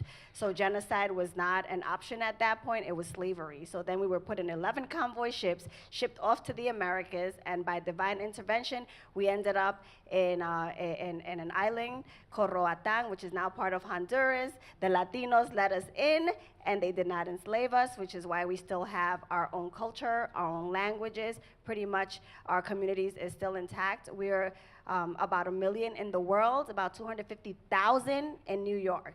And before the 1990 social club fire, we were basically an invisible population. And it wasn't until that fire where the elected officials and government not just only heard us speak Spanish, but they heard my community speak a language that they've never heard before. So then the question was, who are these people? And that's when we were able to say we are the Garifuna people. So fast forward, the last census with the Garifuna Coalition, which I became involved with. It's a nonprofit organization, and our goal was to make sure that our community has the resources. And how do we get the resources is by educating them on how to fill out the census, right? So I know we're going to talk a little bit more about that, but I'll soon discuss how we were able to educate our community on making sure that the Garifuna population and the Afro-Latino population started getting counted. So I want to thank you all. Now, I know that Julie referred to the undercounted populations before, and one of the unusual populations, folks simply don't know it, is the highest uncounted population in New York City happens to be in the Jewish community, the ultra-Orthodox community. We are the highest number of undercounted in the borough, particularly in the borough of Brooklyn. And if you take a look at it, part of it's language issues. It happens to be the only native-born population in the city of New York where English is a second language. Their first language is usually Yiddish. However, there seems to be a mistrust of government. So what is this issue of mistrust of government, and how do you think it's going to play out in your various different communities, and how will you be handling it? John? All right, that's always the key question. And it's always ends up being an answer that every community or leader struggles with, because there's no easy answer to it. Before, when people we're talking about Title 13 and things like that, and there's certain things that we can try to use to reassure the public, to be honest, on the ground, especially when it comes to the hardest to count communities, because we work with a lot of undocumented immigrants. That messaging doesn't resonate, and simply this is the reason why. So if someone comes to your door, you don't know who they are, just someone who works for the government, and you see a lot of things happening. You have a president who doesn't seem to really respect the Constitution, like birthright, citizenship, whatever it might be. And they come to your door, and suddenly there might be this question on there, which could be an existential threat to your family being together. How do you react? And then someone gives you like Title 13 talking points, that's just going to go over your head. That's not really going to hit you. So for us, and there's no magic bullet to this. There's no like phrase that we can say and it all sort of flips people to feel confident. It's going to take multiple reference points. It's going to take all different types of agencies, all different types of people, all different types of leaders and trusted partners in the community. And once you have enough of that, you get to that threshold where, okay, I think I get it. I think I'll feel confident to be able to do this. And what, should I cut my, okay, I can keep going. Okay. Keep going. So for, and you know, for a room with a lot of journalists,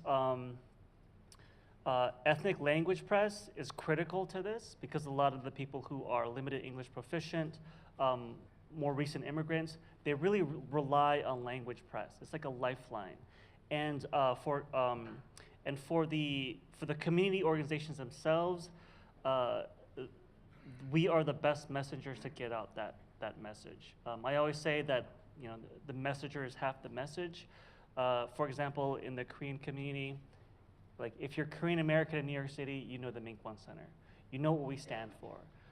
They've seen it, you know, that we provided those services. You know, we probably, if we process your DACA application, they've seen our board vice president, our DACA recipient immigrant rights organizer, and myself get arrested on September 5th when Trump basically announced that they're going to try to end DACA. So they see us there, and when an organization like ours says, okay, we think the immigrants and all the people that we serve should do this, it has a powerful effect, far more than anyone else who might be hired from the federal or city or local level, even if they may speak or talk like someone in the community. Like, they know who we are, they know our voices, they know our faces, and that's how we get the message across. So, Mashal, I'm going to go a little bit deeper on that question. The Muslim community in America, and in New York in particular, certainly has been targeted. It's a community that is very fearful. How is an organization like COPO, and I'm very familiar with COPO, going to make sure that you can be front and center in ensuring that folks get counted and deal with some of those fears and anxieties? So the most important thing is everyone is fearful, and because of the new laws that are coming in and the restrictions and the bans, all the Muslims are thinking that if we give out our information, what's going to happen to us? And with that, we are thinking of having Know Your Rights seminars that would, you know, educate them, that letting them know about their rights, letting them know about their laws, that if you do participate in the 2020 count, you will be safe, nothing's going to happen, and that we will provide more information with, you know, making sure that your information is kept with the Census Bureau. Thank you. So 2018, the election was, as they say, the year of the woman. And I'm looking at my friend here, Zulma, because I know that you're on the board of the New York Women's March Alliance, which I have the honor to be a consultant to, and real big honor. Tell me a little bit more about how you're going to be reaching into that community to ensure that women are going to take the lead, and they have taken the lead politically in America, to ensure that we have a full count. Absolutely. So at the Women's March Alliance, WMA, we're calling it the Year of the Roar, right? We have over 500,000 women and children and men in participation, but we want to make sure that the census is front and center. I think we believe that this is an extremely important year to make sure that all diversity is included, and we'll be sending out, of course, via social media, education and materials so that our community of women are able to be educated, because once you give it to the women, they'll share it with the community. So that's definitely going to be our strategy. And I hope that, you know, stay tuned for more, and I hope that you are all going to be with us to hear us roar. And I think one of the ways that we're going to hear our voices is through the census, for sure, for more resources. So, Reverend Monrose, Pastor, you mentioned before the role of the faith-based community. Certainly when we talk about trust in many, many communities, I know that in the work that we've done, often it's the faith leaders that are the most trusted people in the community. How are you going to deal with some of these issues of mistrust of government, of fear of deportation, the fear of information being spread and still keep a faith-based straight face. Faith-based straight face. Okay, so one of the things that I want to do before I go further is that in Brooklyn, we have a slogan, and I need you to learn this, right? It's make Brooklyn count, and you always say 100%. So when I say make Brooklyn count, 100%. So let's try that one more time. Make Brooklyn count, 100%. Just need to drop that everywhere that I go. Very important, right? Because we want to make Brooklyn count 100%. And of course, the Brooklyn Community Foundation with Cecilia Clark is also a co-chair in Brooklyn as well. I just want to say one more thing. Linnea is also here. She's helping us volunteer. She's volunteering. Raise your hand, Linnea. And she's organizing our committees in Brooklyn. So faith is a very important piece in Brooklyn. That's why the first office that Brooklyn Borough President Eric Adams put together was this faith-based initiative, simply because we know for sure that in Brooklyn it's also called the Borough of Churches, right? I don't want to say how many churches we have in Brooklyn, but there's a lot of us. It's about maybe 5,000 churches. And then there's synagogues, there's mosques, there's temples. So we have all different types of events at Borough Hall. We open up Borough Hall to all different faiths and religion, regardless of race, creed, color. We open up Borough Hall to you.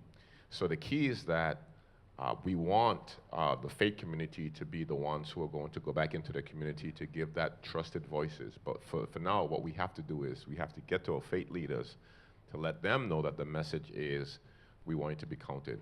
I just want to say one thing about, I'm here to represent the whole of Brooklyn, the 2.9 million individuals, not just the Caribbean American community or the African American community or the faith community, but I want to say is that in these communities, sadly to say, we have a lot of interaction with government. When you look at stop and frisk, you have 800,000 young black men who will stop.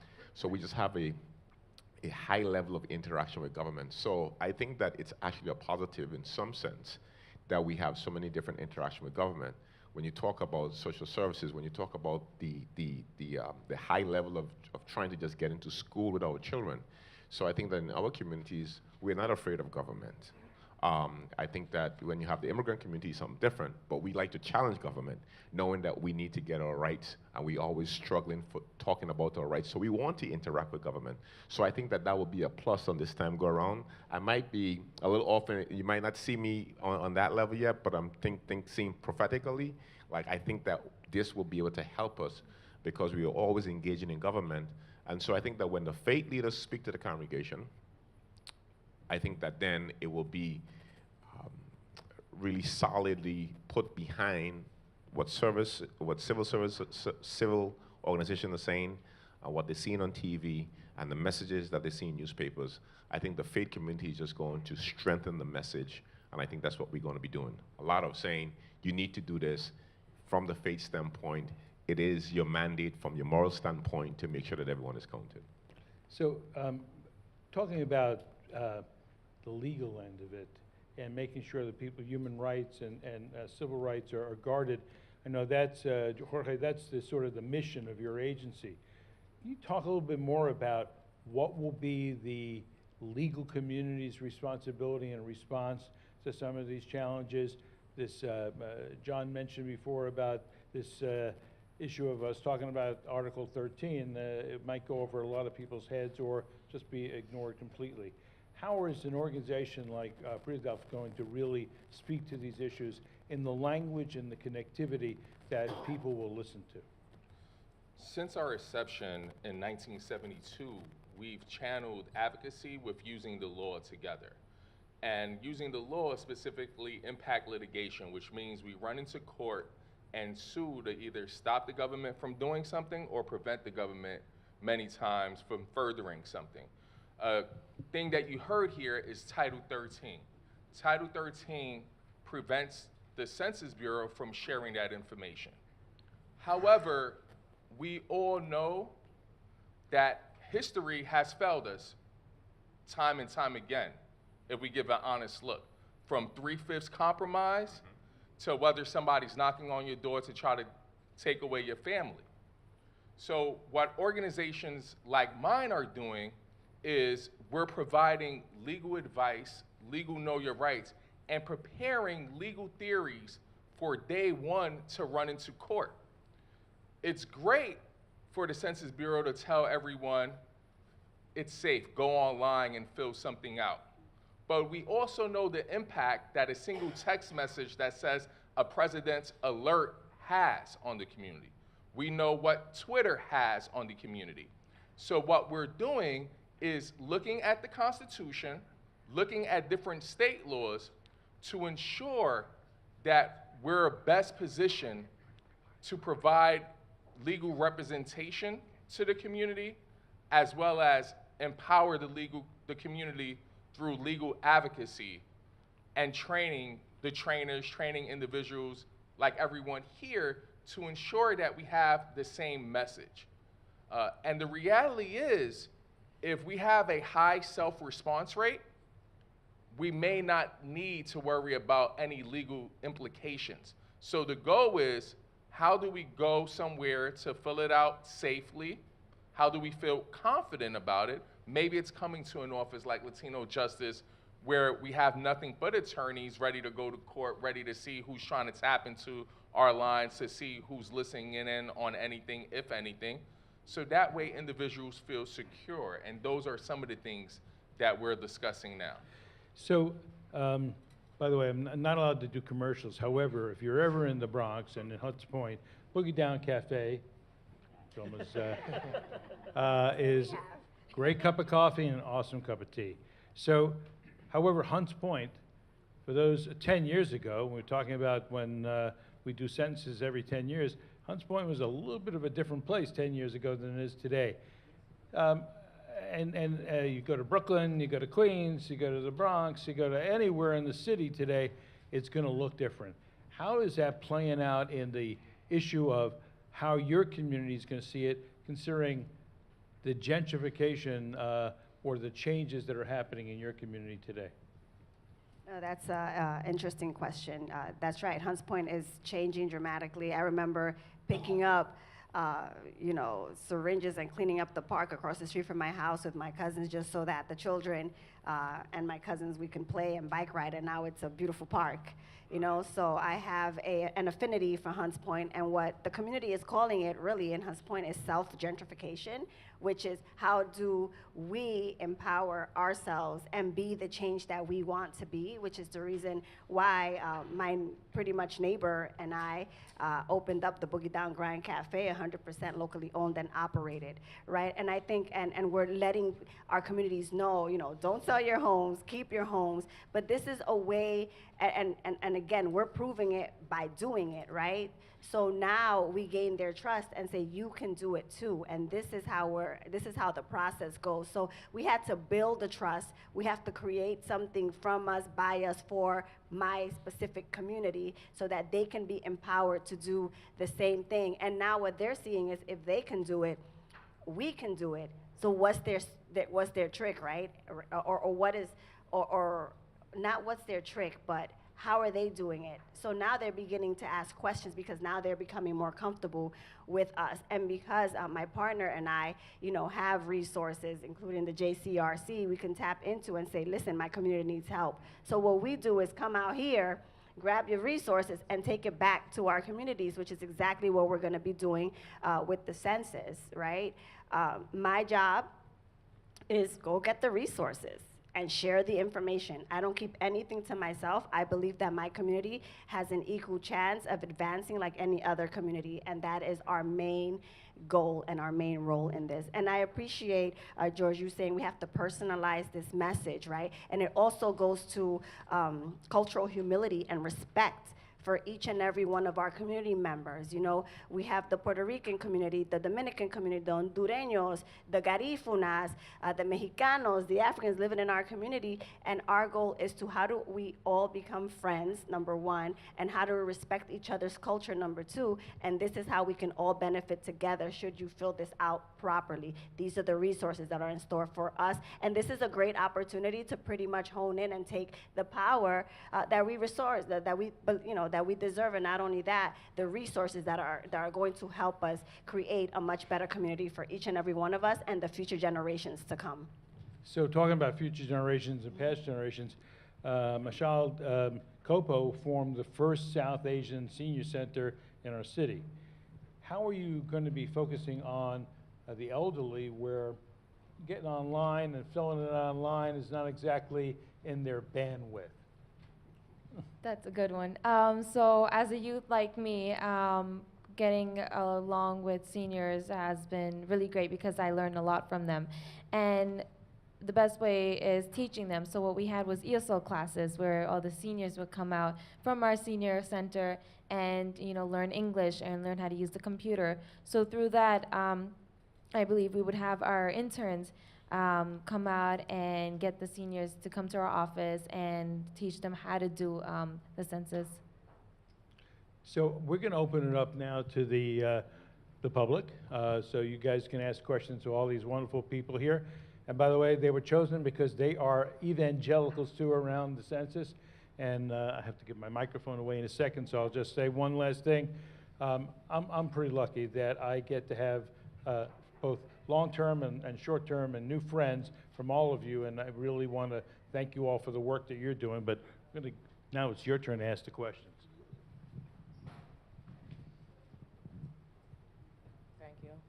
My name is Helen S. Jarrett, and I'm from CWA Local 1180. One thing I haven't heard spoken about in here today is unions, but that's okay. We got you, because we already started with the NYC CLC, the New York City Coalition of Labor Councils, and we have been having meetings, and I'm on, let me see, one of those complete count Which one? committees.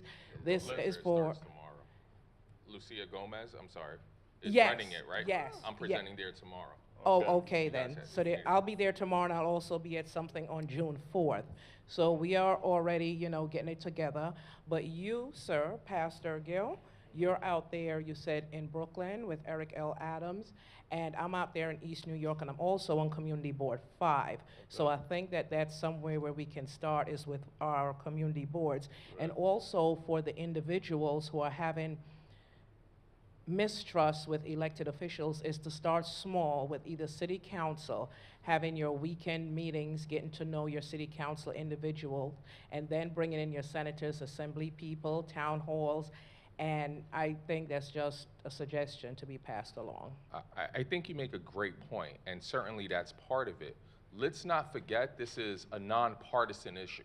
This isn't a Democratic issue, this isn't an independence issue, this isn't a Republican issue.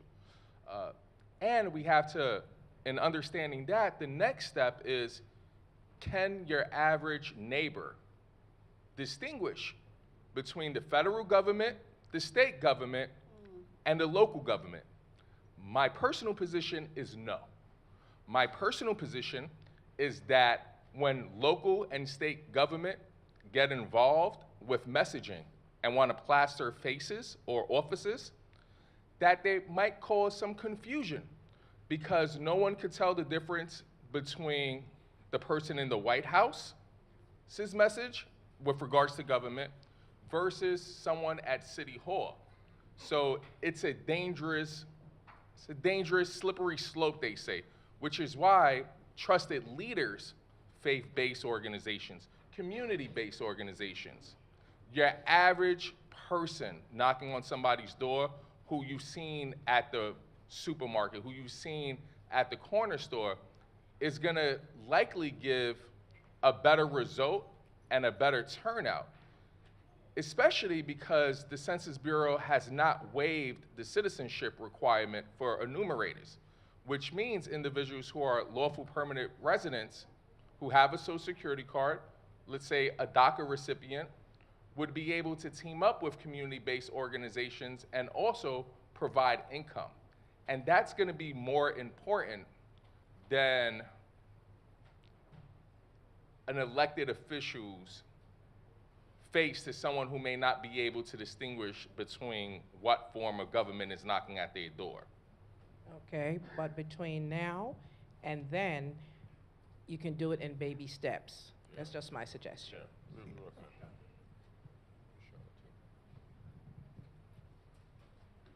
I hope I'm not broadening the discussion, but I appreciate your, excuse me, being here.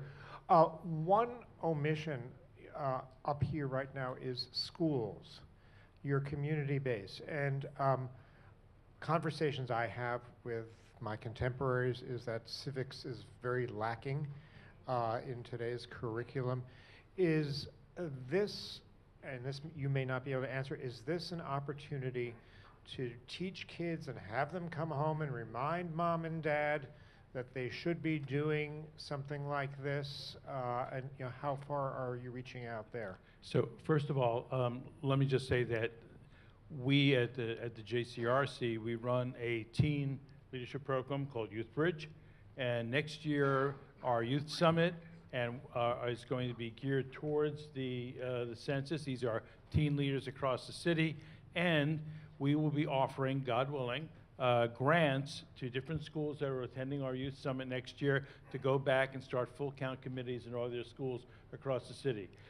We do know that the city, and Julie Menin could have addressed this better, is working heavily with the DOE to make sure that there's going to be the students and the young folks are going to be the interlocutors.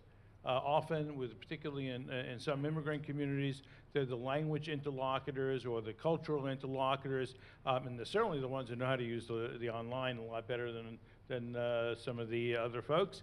So it's going to be radically important. But this is going to be a message that we at the coalition, the New York Council 2020 Coalition, and others will bring back to the Department of Education, to the mayor's office, to ensure that they're part of this process. I just want to add one thing too as well. In terms of the Brooklyn Complete Count Committee, we are looking at every area because we want to make Brooklyn count 100%. So it means to say that we have to be in the schools too as well. So the idea is that we want to cover those areas. So the union too as well, we have a space for you. If you're from Brooklyn or you're from Queens, get in touch with whoever is leading your Complete Count Committee. I just want to say one more thing. Sometimes we're doing so many things. Like I look on Twitter and I see a lot of events happening in Brooklyn that we don't know of. We don't own Brooklyn in terms of, but we want people to do what they need to do. But I also want to say that we also need to collaborate because our messaging has to be the same too as well. Not only just the government messaging, but our messaging too as well. We have to be cohesive in our approach to making sure that we make Brooklyn count 100%. You didn't say. You're not from Brooklyn, that's right? And I just want to just really quickly add to that. When I was working with the Garifuna Coalition, we made sure that we engaged the elected officials to the point that then Senator Ruben Diaz included an abrazo Garifuna to introduce the Garifuna community to recognize the Garifuna community, to the point that what was put on the Senate floor was a bill to include the Garifuna history in the textbook and to be taught in the in the curriculum as well. So we're very much engaged with the elected officials, and we want to take it to the school. We even came to Brooklyn, okay, to make sure that we celebrate. Absolutely, you were, and we appreciate that. We have a lot of Garifunas from Belize. This is another confusion, which when they fill out no, I'm checking off Latino because I'm from Honduras, but my brothers and sisters from Belize check off non-Hispanic because Belize is the only English colonized country in Central America, but they will have the opportunity to put other and label Garifuna. So this is part of the educational component of everything we are and we represent. No, I just want to say that, Medgar Evers College have been saying to check black. So there's, so we gotta make sure that, Yes. Okay, cool. Okay.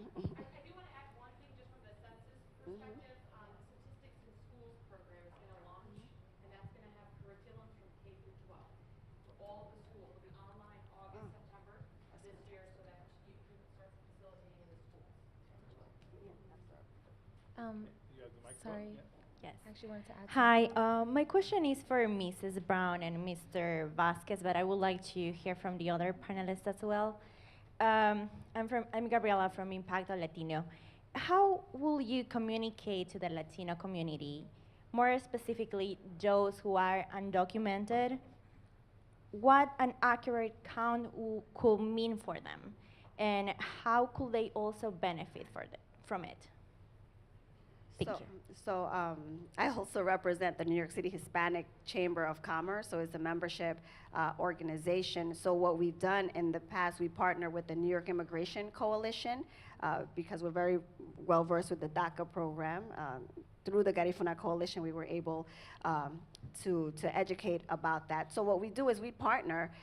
You know, our goal is to make sure we get all the right information and disseminate it through everything we do, our activities, our seminars, our panel. I mean, we're also in partnership with the 116th Street Festival, which is one of the largest Hispanic festivals on the East Coast. We partner with MWBE. So our goal is to make sure that we utilize every single resource available to us to disseminate that information. We're also affiliated with La Voz Hispana newspaper, so that information will be on there because we recognize the importance of being counted. And again, me being part of the Latino community, but also being part of the Afro-Latino community, which is 1/4 of the US Latino population, it's also important for me to make sure that the Afro-Latinos are also counted in this so that the resources can also be disseminated appropriately. Messaging, messaging, messaging. News to reach the millennials undocumented who may not even speak Spanish anymore, right? They may have come here as an infant and not speak the native tongue of Spanish.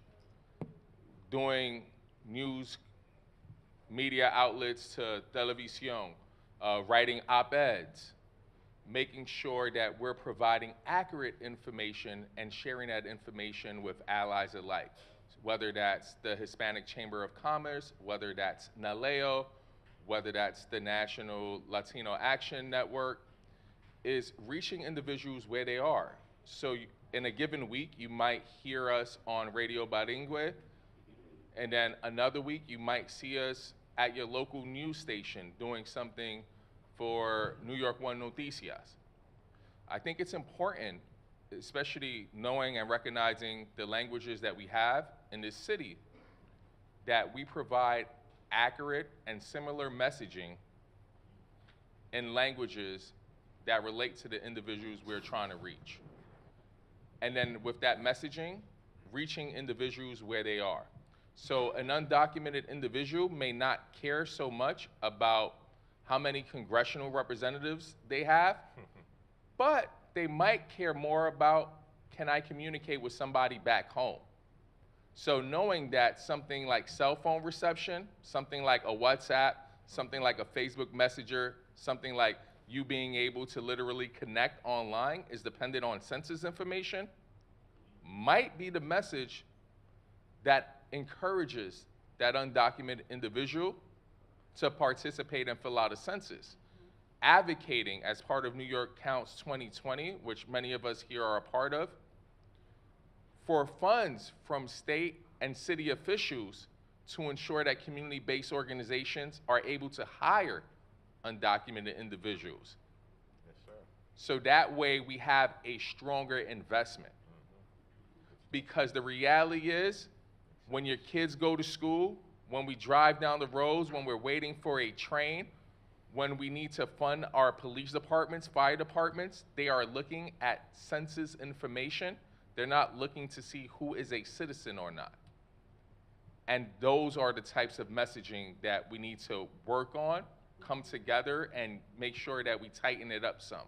Because the reality is we have about 7 months to educate people before stuff starts going in the mail. I have a microphone. My name is Susan Cranberg. I work at the JCC Manhattan and manage a volunteer program. We did a lot of work in community-based organizations helping with voter registration. It seems to me that that's a population you could mobilize locally to help you not necessarily educate, but actually help people fill out the census. I wondered if you have thought about it, if you have plans. I'm also interested in what the census is doing to mobilize volunteers, not enumerators, volunteers who can speak to people like themselves to help them understand, to fill out the forms. Nobody's touched on that, and I'd be interested in hearing what people have to say. I can touch on that. Yeah, so one of the coalitions that we lead is the APA Voice, which we do voter engagement year-round, all the time. We did 120,000 voter contacts, direct voter contacts, just in 2018 alone. One of the issues around the voter engagement part is it's a different operation. For example, we have people in our coalition, for example, like Adhikar or Drum, where they're specifically working with undocumented immigrants, but they're not going to be part of the voting sort of voter outreach population because the people they serve aren't voters. So the way that you do the outreach, we're not using the typical things like VAN and things where we know who are the eligible voters. We have to go to different lists, find different pockets of populations, even buy like just lists from like market research firms that are inclusive of everybody, that aren't basically excluding like who's eligible to vote, because it's not about a necessarily a voter population. Mm-hmm. Getting volunteers to help people register to fill out the forms. Oh yeah, I'm sorry. Okay, yes, all right. So I misunderstood your question. But yeah, he meant to say yes. We're going to use that option too. And I wanted to mention that COPO has a youth program and a large volunteer and intern program that we have, and we have like 30, 40 interns coming in from different organizations to help out in the office. So we'll be using them to help out with making Brooklyn count, and as well as making New York count. And I did want to mention regarding Coalition, COPO and a few other faith-based organizations are working in putting together an Interfaith 2020 Census Count Coalition, where we're putting together marketing strategies, trying to get a message together and making sure that the census and the coalition message is the same, and just putting it out there. So that's in the works, and hopefully it goes great. June 18th, yeah, that's our day.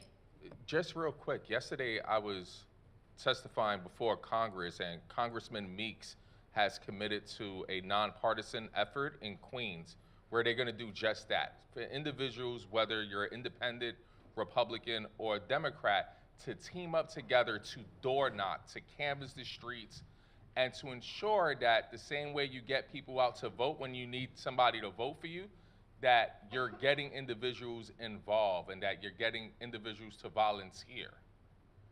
So I think you bring up a great point.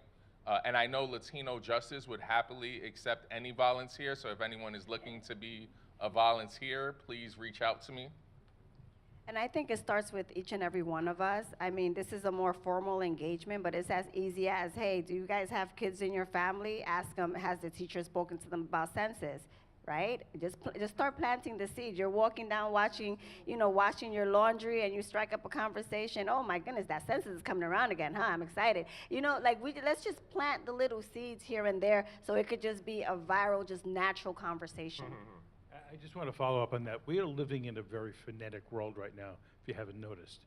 A lot of things are dragging our attention in all different kinds of directions. So it's something that we really haven't mentioned before, is that, we will gear up to the 2020 census. It's going to be up to, and when I was sort of kidding around before, but not really, about being an evangelical around the census. We have to have it on our minds. We have to really talk to people about it, because the reality is, any one morning, you just open up your email, watch TV, turn on the news, and something's going to drag you in an opposite direction. There's just so much stuff happening that's going to just drag you away from being focused on this, and we just cannot afford that happening. Where's the mic? I have a question regarding, because I've heard, I guess like in the news, regarding the MENA designation, Middle Eastern North Africa. Will that be in the 2020 census? And if so, how would that impact respondees from that area or ethnic? No, that's probably for the other panel that was here before. I think the question is 2 hours too late, but someone here knows? Okay, there we go. The Federal Office of Management and Budget, the Census Bureau actually wanted to include a category for Middle East and North African. And the Federal Office of Management and Budget is ultimately in charge of making that determination as to whether it goes in or not. They received about 3,000 comments regarding changes to the race question. And they concluded in the end that the Middle East and North African would not go on the census as a category, a separate category. But the flip side of that is the race, ethnic, nationality question on the 2020 census is more inclusive than ever. In 2010, a common complaint was, I'm from Jamaica, where do I go on this form? You know, I'm Italian, where do I go on this form? If you are Asian or if you are Hispanic, you have some options, but not for other groups. Now, you can check off white and write in anything you want. You can check off black and write in anything you want, and so on. So it is very inclusive. In a recent trip to Queens, I pointed out that if Queens wants to still be known as the most diverse place, I don't know, I say US, but I've heard on the planet now, it's got to be statistically, you know, it's got to show up in the numbers. It's got to be there has to be statistical proof of sorts. So that was a big motivator, you know, make sure you register who you are in that sense. And if you're from Egypt now, you can check off white or you can check off other, and you can write in Egypt, you can write in Lebanon. You could still have that option that we haven't actually had in the past. So you know, that's a story. So unfortunately, we only have time for one more question. We see you. Who has the mic? Two. Somebody's got the mic. Somebody's going to get the mic. I have two questions. One is about, I've been to the pastor and asked to deliver the census flyer, and they don't want it. They said they're a church, they have nothing to do with that. I wonder what is the best way to persuade it. That's one question. Another question is how, like in the organization center, I will try to persuade them to use as a place for people to come in and then put the census information in as a report. But they are worried about when they do that, they might take away information from the center. Is there any possibility of that? Do you understand what I mean? Yes. Before he goes, you just tell your pastor, Rabbi Kaplan told me he's going to talk about the census. So if you go to the church and they don't want to take it, you should pray for them. That's the best way that. But listen, we're working with everyone. It's not, we don't have a silver bullet for everyone. So we're going to work with them. So I don't know what else I could tell you. We're trying.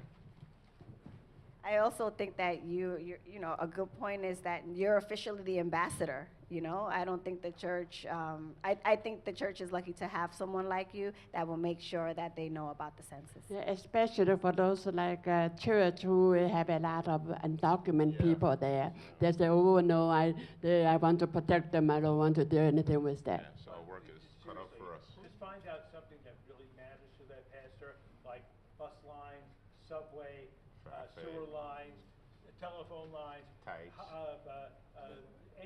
any issue that's important, anything that happens around them, whether they want water in their house or electricity or you know, online connectivity.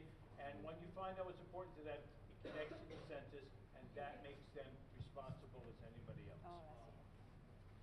Thank you. So I really want to thank everyone. You know, it's always a testament to a good, important, chock full of information gathering is that the majority of the people stay to the end. The majority of people really did stay to the end. Really want to thank you.